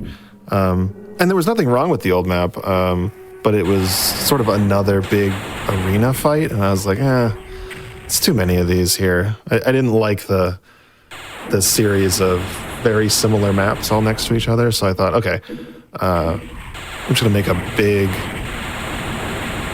like, non-linear, crazy. Actually, this map is as big as I could possibly make it. One more line def, I think, in this map, and Doom 64 just breaks. Yeah, since then we. Yeah, because it is so big. Like, I'm going to save right now. That delay is how big the map is. So we're actually doing something. We're actually going out of our way to get another demon key. Also, shout outs to Zoya and Stepsky, two of our great community members. So we get the second demon key to upgrade our Unmaker further. We also pick up the Mega Sphere because there is something very important. We're actually going to do a huge skip. This is normally a very big map, and we're going to skip basically all of it. So we're not going to see any of it. Yeah. So there's a trap at the end where if you don't have the red key, a whole bunch of darts fire to stop you from getting to the exit. But if we do this in a very specific way with 200 health and 200 armor, there is a chance that we can actually get to the end. I have to take the minimum amount of darts right here, so this is a little tricky with the timing, especially since there's another line def on the floor. I'm getting really bad luck, so I'm gonna have to fire the Unmaker a bit to change the RNG, so the RNG changes every frame and whenever it needs to be updated. So hopefully we're gonna get less damage here. And we just barely survive with 2 health. So this allows us to get in here and skip what is probably, I think a 6-minute level normally. It's really cool, but it's really long, so. How many demons can dance? A lot.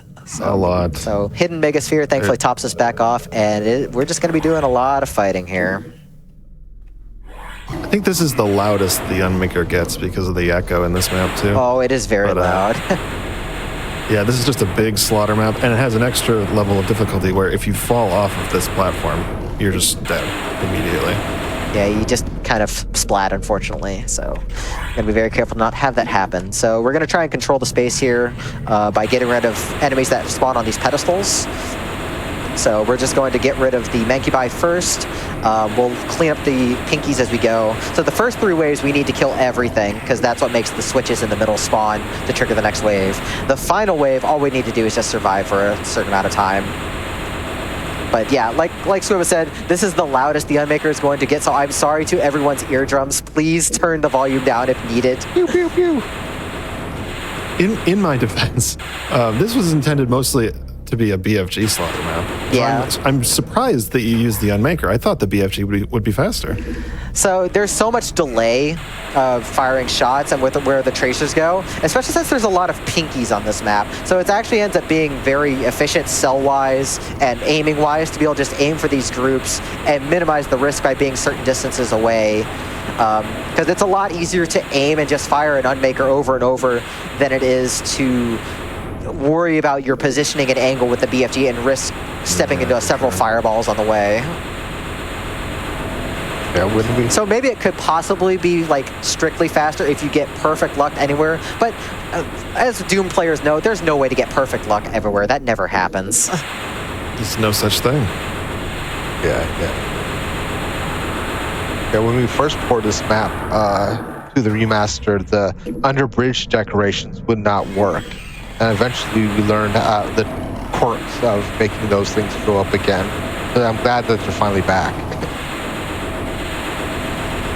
You know what I'm glad about is the sky. This used to just be kind of a boring, starry background.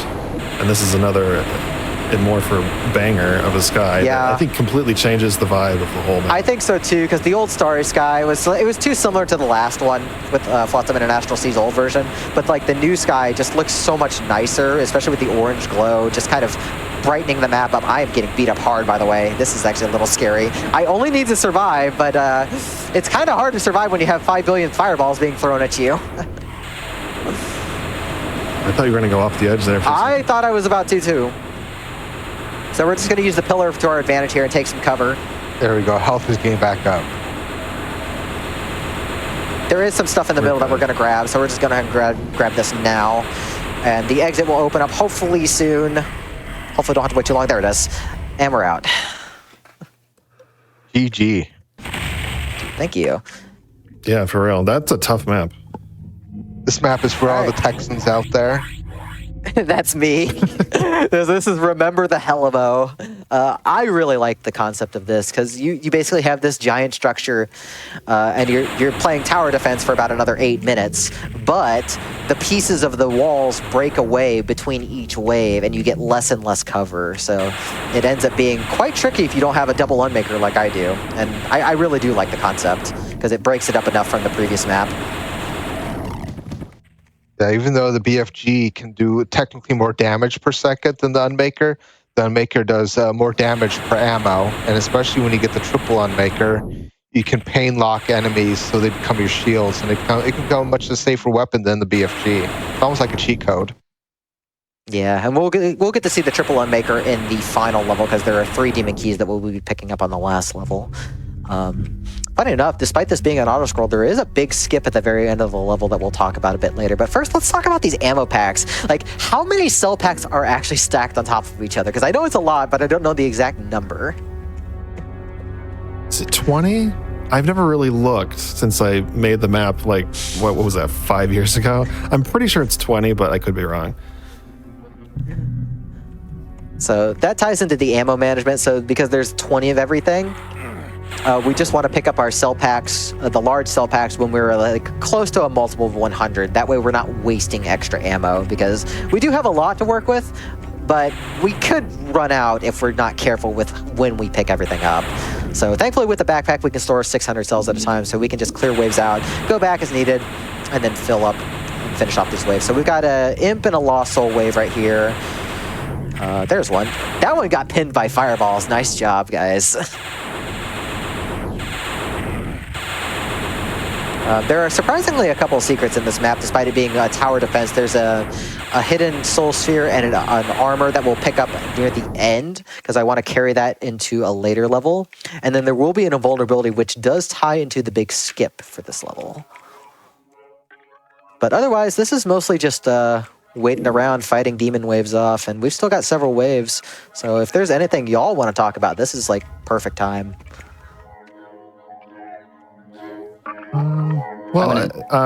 There's several, like, oh, sorry, Helix, you wanna? Nah, go on. I can jump in whenever. Well, I think what Zila was alluding to is that there's several episodes in loose terms in this WOD, and each one ends with a death exit, which in Doom is when you kill the player really quickly and then end the level so that they start the next level with none of their gear that they had. And that's how I kind of begin each of the new episodes. This map is supposed to end with a death exit, but if you grab the invulnerability and then perform the skip that we're going to see, it means that you don't die at the end. So you get to keep all of this stuff. So it not only does it skip a bunch of time at the end of this map, but it means you begin the next map with way more gear than you're supposed to. So I think it saves time there as well. Yeah, it saves a significant amount of time because otherwise we would have to get back our 2 demon keys that we picked up earlier. And in that one map where you can get them, it takes a long time to get them. So the skip saves a lot of time.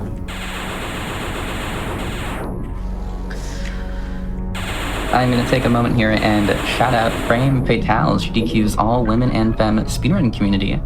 They are preparing for their next event right now. Flame Fatales are running September 7th through 14th, so that's coming up in less than a month. The schedule is now live at gamesdonequick.com/schedule/58. You can type !FF in the chat for more information on how to join the Discord and stay up to date with all things Frame Fatales. Yes, thank you, Helix. Please go see some of the Fatales because, go see all the Fatales you can. Watch as many as you can because it's a great schedule. Really good. It's really good.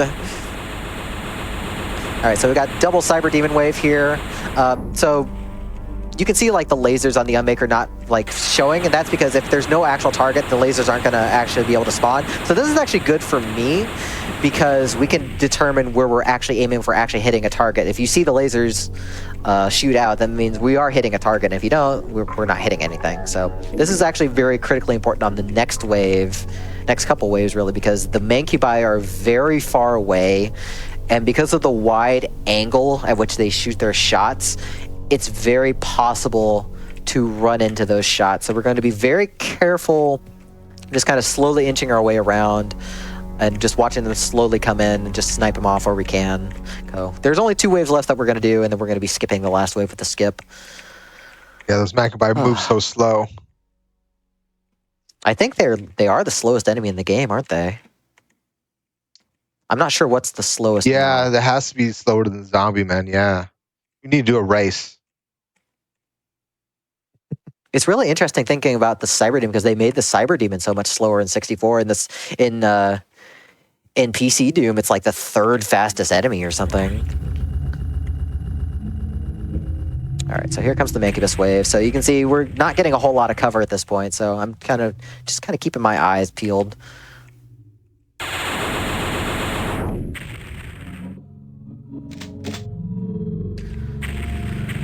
Oh boy. Yeah, like this is a really, really fun run despite the downtime, but it also is a much longer run than what I'm typically used to. Just for like time reference, this run is longer than the max, which is basically the 100% run of the main game, like Yes. the base main game. And this is just the speed category. Like I had decided to try routing out max at some point, but that's going to be about a 4-hour run if I ever get finished. So Yeah, be when you prepared. submitted this, I was like, I've never seen a Doom 64 category this long. Yeah. Oh, well, there are some other really great WODs to check out. Scribble and Morpher, if y'all know, y'all should dump some of the other great WODs that y'all have managed to work on and submitted to, because there's some really great stuff that I definitely don't even know about. I guess one of the ones that came out before the UnMaking that kind of went under the radar because UnMaking wasn't released yet to get everyone noticed about it was called Beta 64. And that's another mega WOD. It's like Doom 64 Part 2. And then that has a remastered version to run on the Steam version where STID has updated its graphics and visuals and things like that. I honestly think Beta 64 is the best Doom 64 map set you will ever find. It's definitely solid. a very interesting one. I remember watching our good friend Wesley play that on stream, and it was definitely a very interesting watch. Yeah, it has a map in it called Irradiated, which is like a precursor to when Hell freezes over in this map set, but Ruba didn't know about it at the time, so they both kind of came up with similar ideas independently. Great minds think alike. Yeah, then If any of you out there watching are Doom speedrunners or want to learn and want to, start speedrunning these WODs, this show, Parallel Universe, is all about mods and custom content and things like that. So I encourage you to go to gdq.gg/hotfix, and on that page you can find a link to submit your runs to Hotfix. So you can literally, if you learn one of these runs, you can submit it to this show. I wasn't ready for this mother demon to spawn, so we're gonna have to get in position here. So we're gonna grab this invulnerability. So we're gonna do the big skip. So normally this area is blocked off until we kill the mother demons, but the flame from the mother demons gives you a boost when you get hit. So with that, if we do this properly, we can just kind of hopefully launch into the exit here while we're still invincible. I am on a timer, so this is a little scary. Please let me on there. There we go, right in there. So hole in one. we actually Hole in one. So because of that, we actually skip the death exit and we keep all of our gear. So just ahead lies a tiny oasis in the madness of this nightmare realm, a haven where the heroes of the unaligned campaigns are honored. Take a load off for a minute and share a drink with some of the folks without whom I would not have survived these last 4 years of map making. So this is just a nice little intermission map. This is actually what plays during the demo when loading this game. So you can kind of see the names on the floors. Just the people that have helped Squibba make all this stuff and just been support. But there's, funny enough, a very tiny skip here. You're normally supposed to get all 6 health potions to be able to reach this soul sphere. We're going to get onto this purple step, and we can just jump straight in from here and skip 2 of them. Yeah, the Helix. It's really funny that just such a short map actually has a skip. So this is the Void Dreams of Huge Guts. So normally we would be doing this from a pistol start, but thanks to the skip, we actually get to keep all of our gear, which is actually very crucial because the old route for this level, there are 3 demon keys in this level. And we would go out of our way to get 2 of them in the old route. But A, one of them was very difficult to get because I hate a certain jump. And B, it just takes a long time to do that. So thankfully the new route, we're just gonna grab just a few normal keys and leave. Because the gimmick here is that we only need to grab 1 key of each color, and then the central exit opens up to where we can get to the last fight. I actually particularly enjoyed this map. I think I was one of the first ones to play test it. Because it reminds me of a scavenger hunt like Mario 64 or something like that. And I went and happily found all 6 keys. And Scuba was like, you didn't have to do that. I was like, well, I wanted to do it. Yeah, it's interesting because the last Unmaker key actually is tied to grabbing all 6 of the normal keys. So you have to really do a lot of work in order to get everything in this map. Scuba. I kept toning down what is required to exit the map. It used to be that I think you did need all 6 keys, and then it was you need all of the key cards or all of the skull keys, and then I was just like, oh, okay, you just need 1 of every color, because this is definitely not people's favorite map, and it's a huge maze. Yeah, it's a lot of walking around. Will make it look like a joke, but it's very tough to navigate. Yep, I'm actually going to grab the goggles right here because I am tired of looking at darkness right now with how late it is at night. So I am actually just going to grab the goggles, make everything easy to see. And you can just kind of appreciate the great texturing and geometry. It is a really neat map to look at. It's just very difficult to play just because it's very easy to get lost. So we're going to grab the yellow key card down here. This is the last one. We need to get to the central area. I'm going to save just so I don't forget in case I get blocked by cacodemons, because the cacodemons with their infinite, they love to block me with their infinite height, and I've actually died a couple times to them embarrassingly. I think, Scuba, you came up with map size limits with this one as well, didn't you? I did, yeah. This is another one that 1 or 2 more line defs, and this one crashes Doom 64. And this one was really tough to fit in there. Yeah, these days we have a little bit of extra tricks that we develop when we're working for the N64 to hide things off the block map, which is the collision detection. And then I think we could sneak in slightly larger maps now. All right. I don't even want to think about how big I would have made this if I had that tool. All right, well, this fight ends, like this map ends with a fight again where we need to kill 2 Nightmare Cyber Demons. So this is why we still want 2 Unmaker keys. And so that was a very fast kill. We're gonna grab this other invulnerability and use it to snipe out the other one because the damage fluctuates so much on your lasers that it's very possible to not kill the first Cyber Demon before the invulnerability runs out. And then you have these really fast rockets just pinning you down and you usually die. So hopefully these Hell Knights get out of the way because they love, the Unmaker loves to target everything in the way that's not the Cyber Demon. Gosh, they are not cooperating. No, they are very not. Okay, that's okay. Oh, nice. All right, and now we can get out of here. That's it. So we are in the final stretch here. Yeah, so anybody who was paying attention an hour and a half ago, wow, but this might actually look a little bit familiar. We're back at the beginning. Well, not quite, but close. Not quite. Like, this actually freaked me out the first time I saw this because I was wondering, like, what had happened, and I was wondering where this map was going to go. But I really like the gimmick for this level. It's not a, like, super flashy or hard gimmick, but it is very interesting. So we get around to this portal that's opened up right here. And,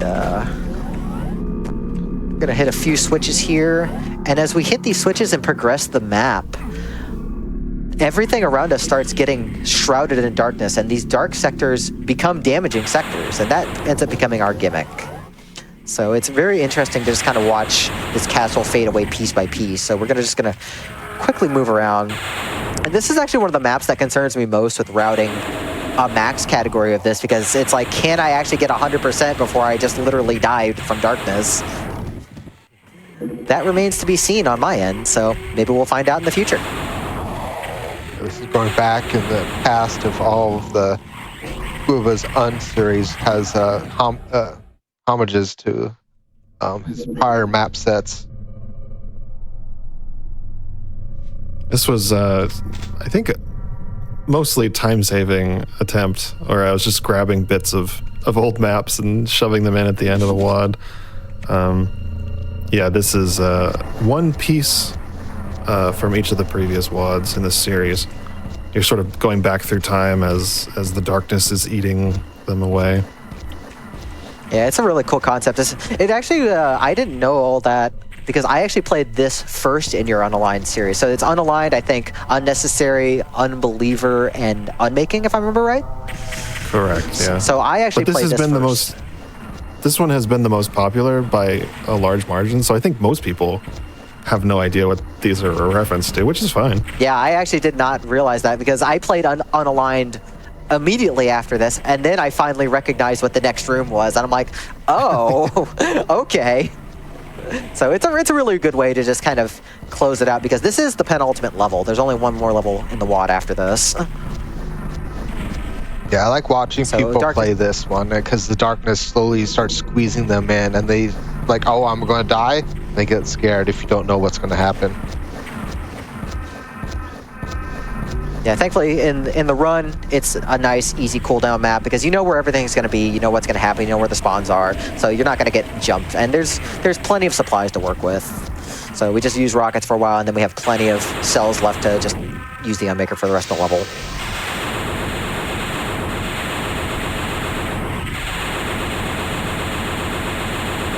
Yeah, because we have all nightmare variants of enemies at this point, so enemies like the Mancubi are very tanky, so it's good to just clear them out ASAP. And health is not a concern, because there's plenty of pickups, and the beginning of the next level has a Megasphere, so it's not a problem. So this is the last room in the level. This is the beginning of Unaligned right here, where it all started. Yeah, and actually I think this is the first map I made for the whole series. Oh, wow. So you actually went reverse John Romero in terms of designs. So John Romero had a design philosophy of make your first map last so that you have the most experience and the best impression. So it's funny to like think about now that you went the complete opposite. Yeah, I hadn't learned that lesson yet. So more and more stuff's just going to darken away, and we're just going to be fighting off. It's just pretty easy sets of enemies. Just be wary of lost souls, and not a whole lot else going on here. But it is nice to see the rooms rebuilt, because comparing this with the Unaligned version, you can see like the difference in textures and the lighting, and I think it really does stand out still.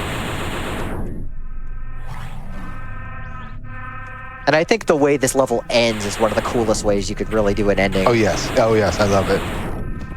Fully getting squeezed by the darkness.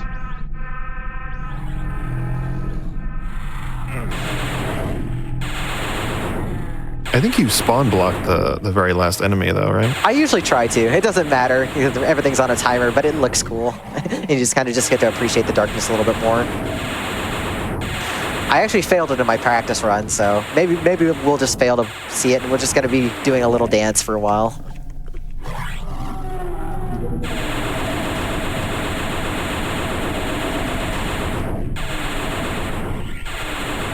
All right, so it should be 2 more Nightmare Pinkies. We're going to stand right here. This should be the right spot. We're going to block a, believe a Hell Knight when it shows up. Yep. Nice. So all that's left are these 2 non-damaging sectors. And once the darkness transitions, these sectors become exit sectors. And you just kind of are left alone in darkness right here, which is just such a cool way to end the map. You used to be able to actually die in that map and just sit there as a corpse and wait the timer out, and then it would exit. That's funny. I didn't know that. All right, so this is Aligned in Darkness. This is the last map. This is going to be a very silly way to end this.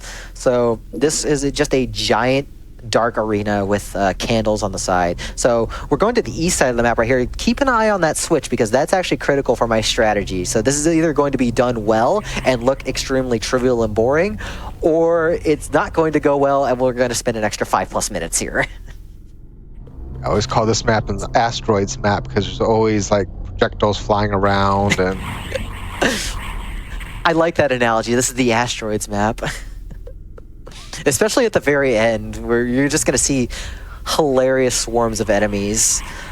So we're just waiting a timer out. We're going to wait until a cyber demon spawns, and then we're going to rely on RNG with the super shotgun. So because the super shotgun fires pellets at varying heights, we can use that to trigger that switch that we passed from a very long distance away. And that takes us to a secret room, which has a whole bunch of invulnerabilities. It has 3 invulnerability squares and some megaspheres and some other stuff.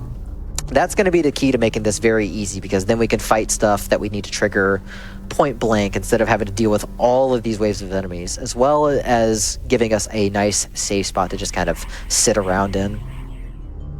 But keeping track of the switch is the hardest part, so I have very specific movements to make sure I know where I am. Even when I'm playtesting this map, I lose that switch all the time. It's hard because, like, if you just look out there's nothing to help you reference. You just have to know what part of the wall you're on. So this is going to be the last part of this lap, and then we should get the cyber demon to spawn soon. So let's get the switch to hopefully open. So good second try right there. So we're going to grab an invulnerability. So he's right in front of us. So very convenient. nice. So we get rid of him. So after him, 2 nightmare cyber demons are going to spawn. So we're going to deal with them next. So you can actually see them for a brief moment. They actually like walked in from the distance there. So now they spawn at opposite ends of the map. So we have enough time on our invulnerability to kill this one. And then we're going to go back to the secret and grab the second invulnerability sphere so that we can safely deal with the next one. Yes. Which you can see all these projectiles everywhere, so it's a little scary. Oh, please hit. Please hit. Like I said, this is all luck whether the super shotgun cooperates or not. Okay, finally got it. So we should be all right here. So we're going to grab the second amount. Go up and left from here. So we should see the rocket trail soon, hopefully. There he is. Like, I don't know if these are actually tied to any, like, strips to advance, but getting rid of them just saves so many headaches that it's just worth it for me. Yes, there's 4 enemies you have to kill. Okay. One is the first cyber demon, then the 2 nightmare cyber demons, and then the final Okay.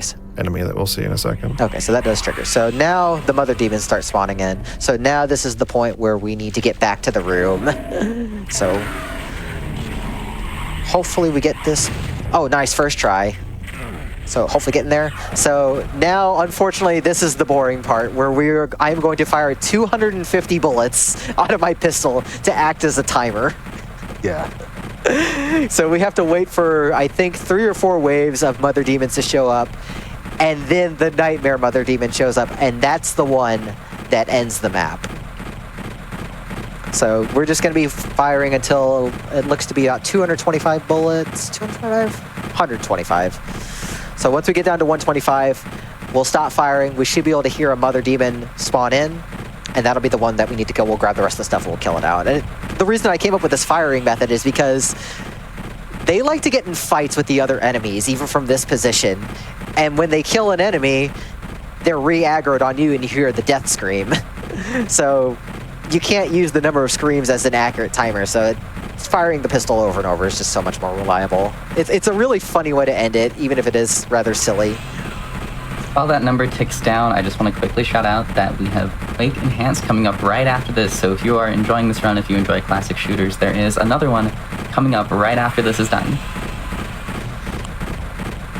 Yeah, I believe the category is Dimension of the Machine, which is the new one that was added in the enhanced version. It's a really cool campaign that you should definitely check out. And it's Quake. Like, who doesn't love Quake? Yeah, it's a very beautiful map set.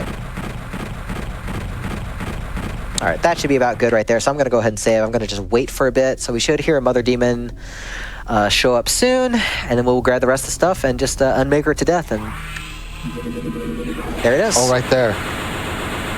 Yeah, just conveniently spawns right where you teleport in. And we're going to see all these projectiles also start shooting in where our position is. This is what we avoided. And then one last jump scare. And a very loud scream. That is a lot of enemies. So time is coming up when we hit the results screen, and that is time. GG. GG. GG. Well Thank done. you very much. So I'm going to let this last cutscene play out. Scova, I would like you to read this one out. Finally, here in the deep darkness, you can no longer make out the misaligned textures, the terrible speed mapping, the obnoxious gimmickry.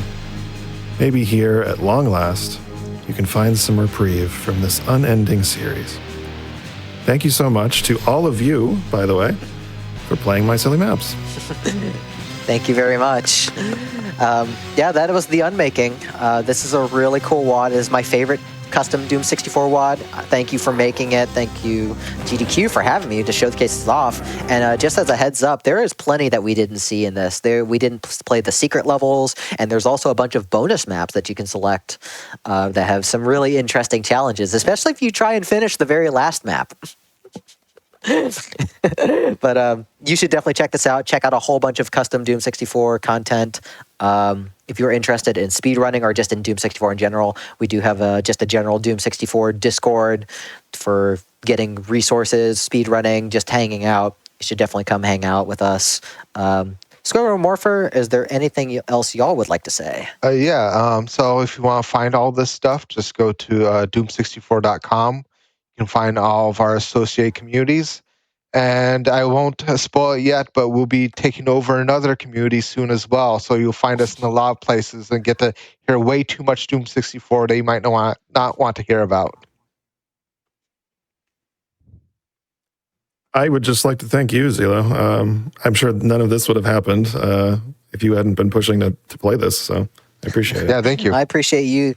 Yeah, thank y'all for being here with me. It's a fun time. It's just a fun time. I love showing this game off, and it's the first time I've actually gotten to show off a custom WOD because it's hard for me to usually find time to play custom stuff these days. So it's great. But thank y'all for having me. Definitely stay tuned for Quake, and Helix, I'll wrap it back up to you. Thank you so much for being here. You picked the perfect show to throw a custom WOD at. So, yes, stick around. Quake Enhanced Dimension of the Machine coming up in just a few minutes. We are going to take a quick break as we set that up. While we're on this break, I need you all to do me a favor. Type !Discord in our Twitch chat if you're not already in it. And join the official Games Done Quick Discord and add the hotfix role. That's a great.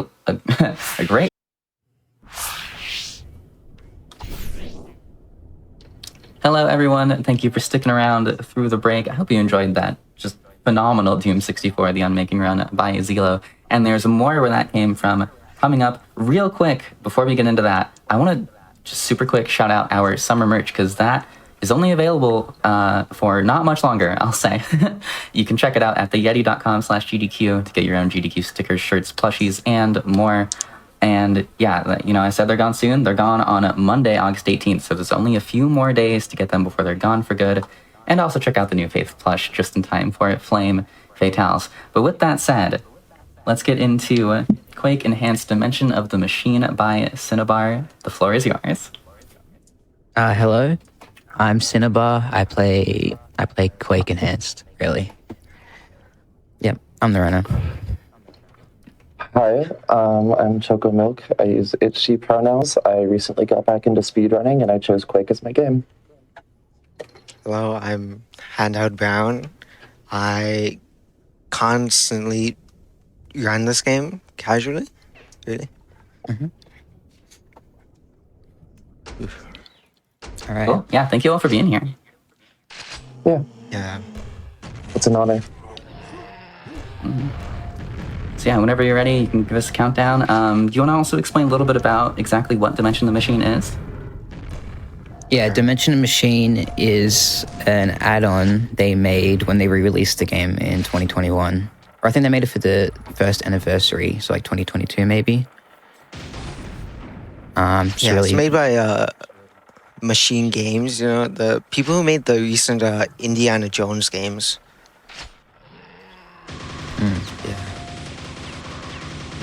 Am I ready to start? Yeah, absolutely. Just give us a countdown whenever you're good to go. All right. Okay, 5, 4, 3, 2, 1.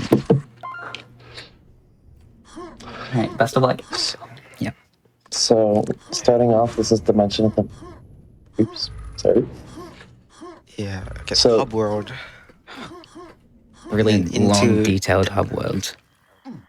Yeah. Very, It's very pretty detailed confusing. hub world, yes. So basically what we're doing is we have this machine, and you see we need to power it. So we have to go through all these hubs and different worlds to collect ruins to power said machine. This is not the run I usually do. So sorry if my commentary is not the best. Yeah, this is the first episode, Dimension of the Machine. There's 5 episodes in total, and they're each mostly 2-3 levels long. Usually. Okay. Yep. Jesus.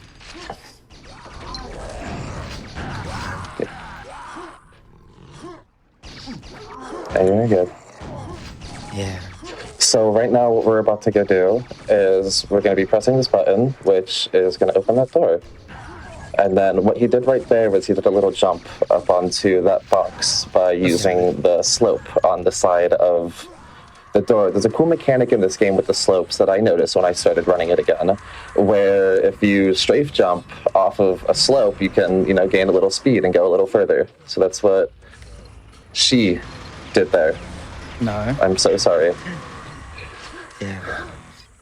Are my pronouns wrong? I'm he, him. Why does it say she, Does they it? on stream? Yeah. That's man. You might be looking at mine. It looks correct to me. Oh. Yeah, those were your pronouns. He looks up. I'm Yeah, so sorry. I think everything's all right. Happy little mistakes, I guess. So right now, we're going through this elevator to get to this door, and past this door is another cool hallways. We get into here, and there's a lot of enemies he's gonna have to clear out. And then we're gonna be pressing 3 buttons to lower that crate down with the gold key. Are you delayed? So, Yeah, right. I'm- Do you know what's in my Discord Discord call. stream? Yeah. Yeah, you just ended the Oh. one. I need to be looking at the Discord stream. Yeah. So here, he's going to be doing a skip where he launches himself up there to grab the health and grab this gold key early. Usually, he would be going through a door to grab a silver key to then get up to the area and the platform where the gold key is, but since he was able to explode himself up there with the rocket, he was able to skip the silver key and grab the gold key early. Fun fact, rockets work for both the grenade launcher and the rocket launcher. Yeah. I don't even know the proper route for I don't know the proper route for this map. This one's just so That's fast. quite alright. I never bothered to learn the other way. That is quite all right. Machinist. Yeah, that was the first episode, Machinist. We're on to... This is some of my Yeah, favorite level design I've blacksmiths. ever seen. Yeah, it's Sounds very really sick. artistic, I'd say. It's huge. Third try. Nice. Nice save, nice save. Okay, this part is the hardest. That was another use of the slope jump, right? Yeah. This one. Yeah. No, It's all no, we really just gotta wait a slopes. bit. Just... Climbing up this pipe really slowly. Awesome. Nice. Oh, yeah. Can you throughout believe this it? There's... Oops, sorry. Yeah, throughout this run, he's doing something called power bunny hops, where like his CL side speed, or like how fast he can move side to side, is adjusted so he can do these power bunny hops, which you would have to how do I explain this? You just I bunny saw hop at someone that in- speed. Yeah, I'm pretty sure I'm a big source on... Sorry if I... Oop. yeah. Source Engine doesn't really have these. They like No, I'm personally a really big fan of Source Engine, and that's where a lot of my interest lies. And Quake, Source Engine was actually based off Quake Engine, but the difference between Quake Engine, actually, well, this is Catcher Engine, which is a different engine than the Quake engine, I think. Yeah. Correct me if I'm wrong. Okay, Yeah. cool. Cax is used for this I saw remastered version. I saw someone in chat mention that the nails do still have the 9 Inch Nails logo on them, and I Yeah. love that to death as well. That I is. love 9 Inch Nails. They're a great band. They did great on the music for this game. Oh, yeah. I find myself listening to it at late night walks sometimes. This part is always chaotic. Isn't that all of Dimension of the Machine, though? Yeah, it is. Most of it Just is, yeah. A lot of enemies, a lot of poly counts, more than you can do on the original. So they really pushed it. And Cinnabar is making it look easy. Yeah, Rocket it Crab in is. chat. Well, yes, this is some pre-source spaghetti. Back in the day, Quake Engine was very revolutionary. There is this one bug with this engine where sometimes you'll quick save and it'll like hold a movement, like a direction. You gotta like Yeah. unstick it. It's so annoying. Yeah, That's Machinist. All right. That's Machinist sound cool. Stonemason's is like the longest one. yeah. I never, when I was doing my playthrough, I never got this far. At least in the order I was playing through. This one is I won't lie. Oop, pretty go ahead, boring Cinnabar. in comparison to the others. Like even map design wise. Yeah, I can definitely notice that. There's even less enemies spread out, it seems. Speedrunning wise, it's pretty good. Okay. Timing this. First Nice. try. That's nice. Nice. Yeah, that's really what this speedrun of this game is more like. It's a lot of timing and really timing. There's a lot of time. You Timing guys and might have, RNG. yeah, lots of time. You might have, speaking of timing, you might have seen him do a couple rocket jumps or grenade jumps by now. For the grenade jumps, to get the timing of when the grenade explodes to jump and get the boost off the damage, otherwise known as a damage boost, the timing is roughly 5 shotgun shots or 4 axe swings. So if you see Cinnabar waving his axe around or randomly shooting the shotgun into nowhere, he's actually setting up the timing for a rocket jump. Grenade jump, yes. This part's hard. No, it's not. Or shooting to the enemy like that. A grenade boost off that enemy, yeah. Yeah.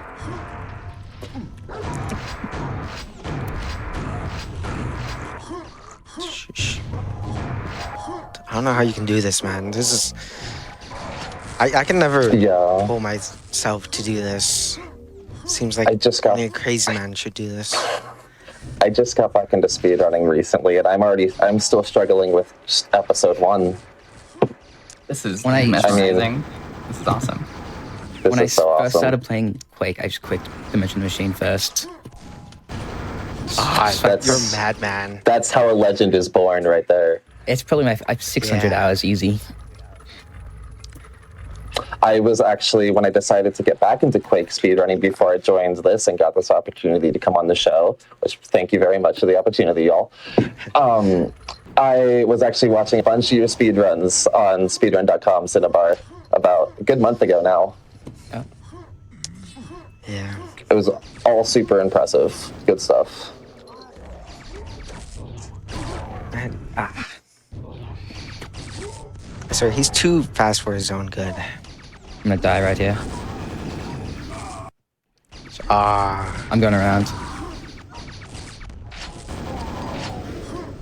Now the timing's all messed.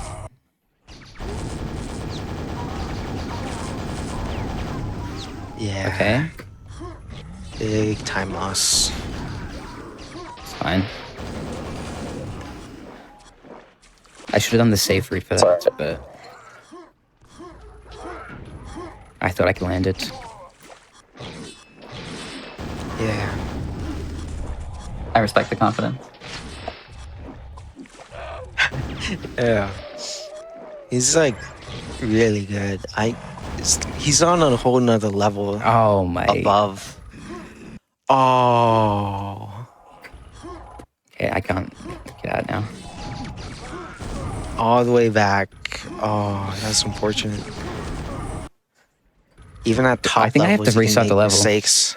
I actually think I need to restart the level to even get through it. Oh. South walk. Yay.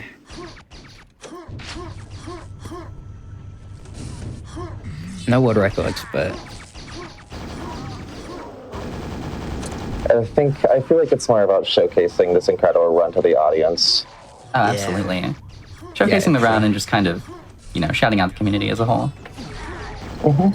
I hope one day I'll have a run up here, which I'm very confident in myself that I will. yeah. Well, a way you can submit your runs to Hotfix, you and anyone watching, is to go to gdq.gg/hotfix, and there should be a link there to submit your runs. There's a form you can fill out, with whatever run you want to do, and you can even select the show you would like to be on if you think you have a run that would particularly fit a certain show.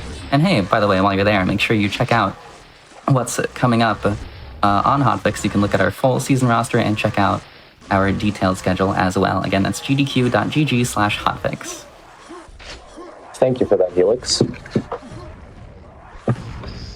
Yeah, this part will kill a run. Oh. Yeah, you get stuck You got trying to it. get in the water and the boss just spam you. Yeah. You got it. Just Okay, that's the first half of this level. yeah. All That's meant to be these the easy levels- half. Yeah, easy half. Yeah. That was the... Let me clear my throat, sorry. Yeah, That was the easy half? Oh, wow. Oh. That's Oh yeah. terrifying. This next skip is gonna be grenade and a rocket at That's the same right. time. Oh, wow. First can't, like- try. You can't count with your Good shotgun work. if you gotta, have the rocket out. So you kind of gotta Yeah. feel it.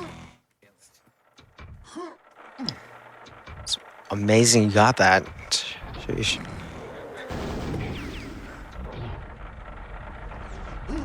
Nice. Nice. Got through the Shambler, which is good. That part's really hard. There's traps that just insta-kill you. I'm gonna have to go finish my playthrough of this tomorrow. You should, yeah. I don't think I'll be submitting a Dimension of the Machine run anytime soon. I understand why you're the only one on the leaderboard, Cinnabar. But this is so impressive. Yeah, this is Madman. I just love It's Dimension Madman doing Machine. it. Yeah, you find like Is your whole 600 hours in Dimension of the Machine? Well, I have 1,400 hours. So 600 of that's on Dimension Machine. that Noted. is impressive. That is, wow, that's more than my Counter-Strike hours, and I've played a lot of Counter-Strike. That's more than my hours in some Monkey Ball games, and people familiar with me will know that's saying something. Yeah, I watched one of your runs a while ago. I don't know. Memory. Hold this. Cultist, yes. Right here. It's fourth episode of Dimension of the Machine. There's another little slope boost. Yes. 5 shots, grenade boost over the wall. That wall. How much did you just skip by jumping over that wall? I would have to run all the way back and then go through the way I just exit from. It would Oh, kind of like a E1 M2 type thing. Got it. Yeah. Yeah.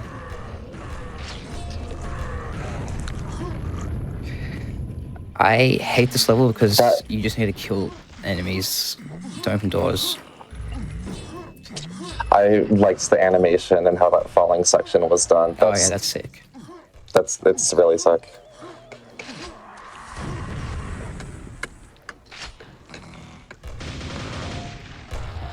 So we need to grab one more button right there to open another door. Cinnabar, what's past this door that we just opened? More enemies. Wonderful. Yay. To open more doors? Yep. We love doors.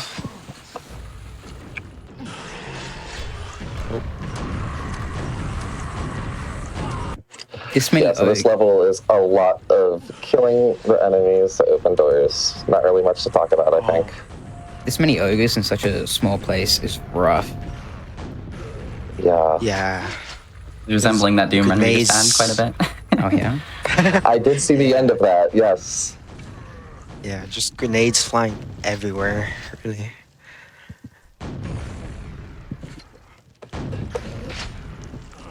These little ones just hide.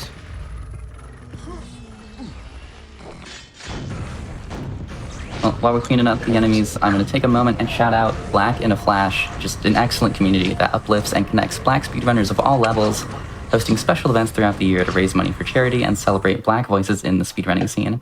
Learn more or apply to get involved at gdq.gg/BAF and follow at blackinaflash.bsky.social on Blue Sky for the latest updates. Shout out to Limey, who is heavily involved with that community, and gave me some advice on what runs to have on this episode, because Limey is a bit more involved in this genre of game than I am, so thank you, Limey. Could you do a shout out for Frame Fatals as well, possibly? I did do one, but I will mention them again, because that is super important, because that's coming up very soon. It's coming up next month, Oh, this Flame Fatales the 2025, skip. September 7th through 14th, ! FF in the chat. Learn how to join the Discord and stay up to date with all Sorry, things Helix, Flame we have a Fatales. skip right here. Yeah, go on. So the skip we just saw Cinnabar did was a massive fall down to a later part of the level that was lower in the bottom part, half of the level. So what he did was he fell down and launched himself backwards of a rocket off a wall to land on that little porch thingy sticking out of this rim. Yeah. And now we're just killing more enemies to, I think, open more doors. A wall will spawn here, Yeah. and then I telefrag it to open the store. Yeah. Oh yeah, we talked about that last night. Yes, telefragging is when you sit in a place where an enemy will spawn, and it would spawn inside of you, killing it. Okay, Just last one. awesome. Last one, episode And then- 5. And then the bus. Yes, Realm of Astrologers we're playing right now.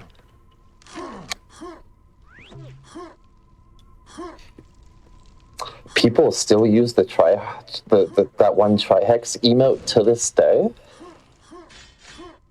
Wow. Yeah. I guess it is one of the most used emotes, but Great, this part, RNG. Oh, yeah. And I got lucky. Sometimes the ogre Nice blocks, boost. the ogre blocks the button, and you gotta kill him. Yeah. It's like 10 seconds. but he wasn't, and that's amazing. Yep. Very RNG filled. There's a good amount of RNG in this game. Yeah. Base and dimension of the machine.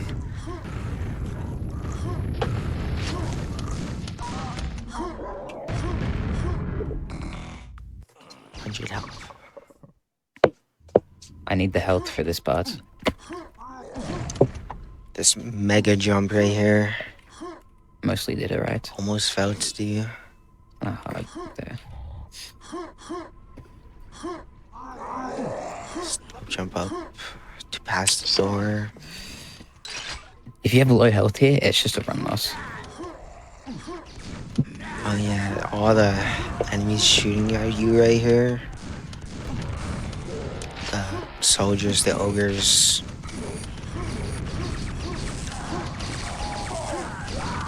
It's hectic.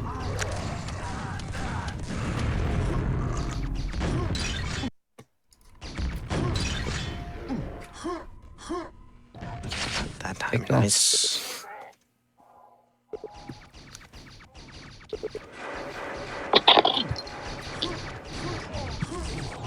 Okay, wait, the hardest skip in this whole game is coming up right now.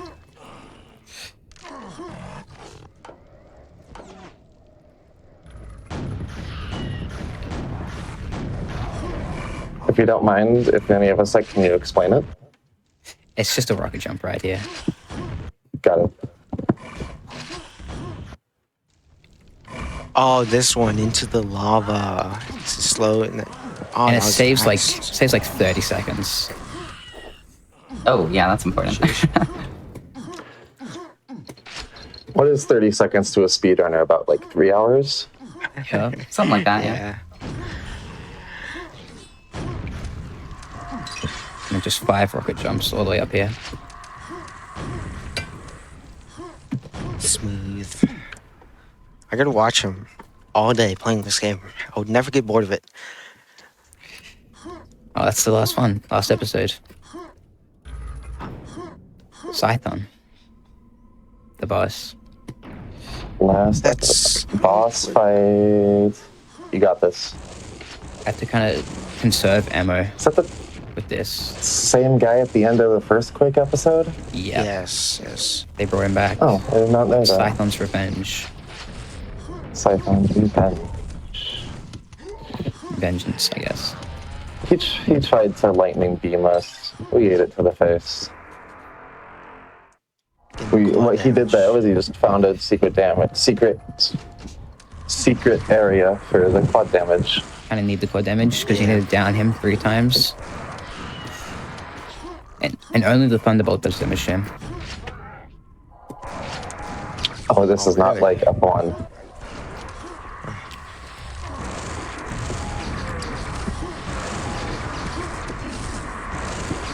You needed the quad damage because of the ammo issue, right? Yeah. And speed. But that's just it. Run, end. That's just it. That's it. Wow. Awesome. All right, GG's. Congrats, that was awesome. Yeah. Congratulations and well done. Once again, you have defeated Cthulhu, the demon of fire and darkness, and the master of the underworld. You have shown great skill in taking down military death squads and hundreds of other word I can't pronounce monsters. You ferocious monsters. You are more powerful than any threat Quake can manage to summon. You are the master now. We salute you, Cinnabar. Good work. That is wildly impressive. Yeah. Yeah. Thank you. Thank you. I was a theater kid. Quake's lore is Um, something. It's So, yeah, there, but go not on. really. There is no lore. Thank you. Yeah. Sorry. Any shoutouts about yourselves, about the Oh community? yeah. Shout out to Oig Boy. He's a Shout out to, yes. Yes. Wait, okay. Wiki. Oh, I think everyone should try Quake Enhanced. It's me it's too. kind of It is a- overshadowed by, the Joe Yes. Quake or whatever. Also, Yeah. shout out all my oomfies that popped into chat to watch me commentate.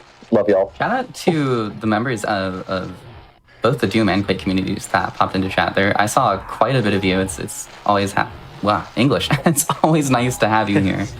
Happy that you all can make it. That's what I've been trying to say. I was trying to say 2 things at once. Anything else Yeah. from the 3 of you? Nope. I mean, check out Nope. my channel. A bunch of speedruns there. Yeah. That's really it. Check out Handheld Brown. Yeah. Handheld Brown has a lot of great runs. Cinnabar has a lot of great runs. I'm pretty sure Cinnabar has a lot of top scoring runs on speedrun.com. Just a couple. Just a couple. And I keep an eye out for when I post my first run. Yeah. Yeah. All right. Thank you all so much When for being on. Shout out to not only the Quake community, but also the Doom community. If you missed either this run or the Doom 64, the UnMaking run right before this, or even any of Do All the Things, the show that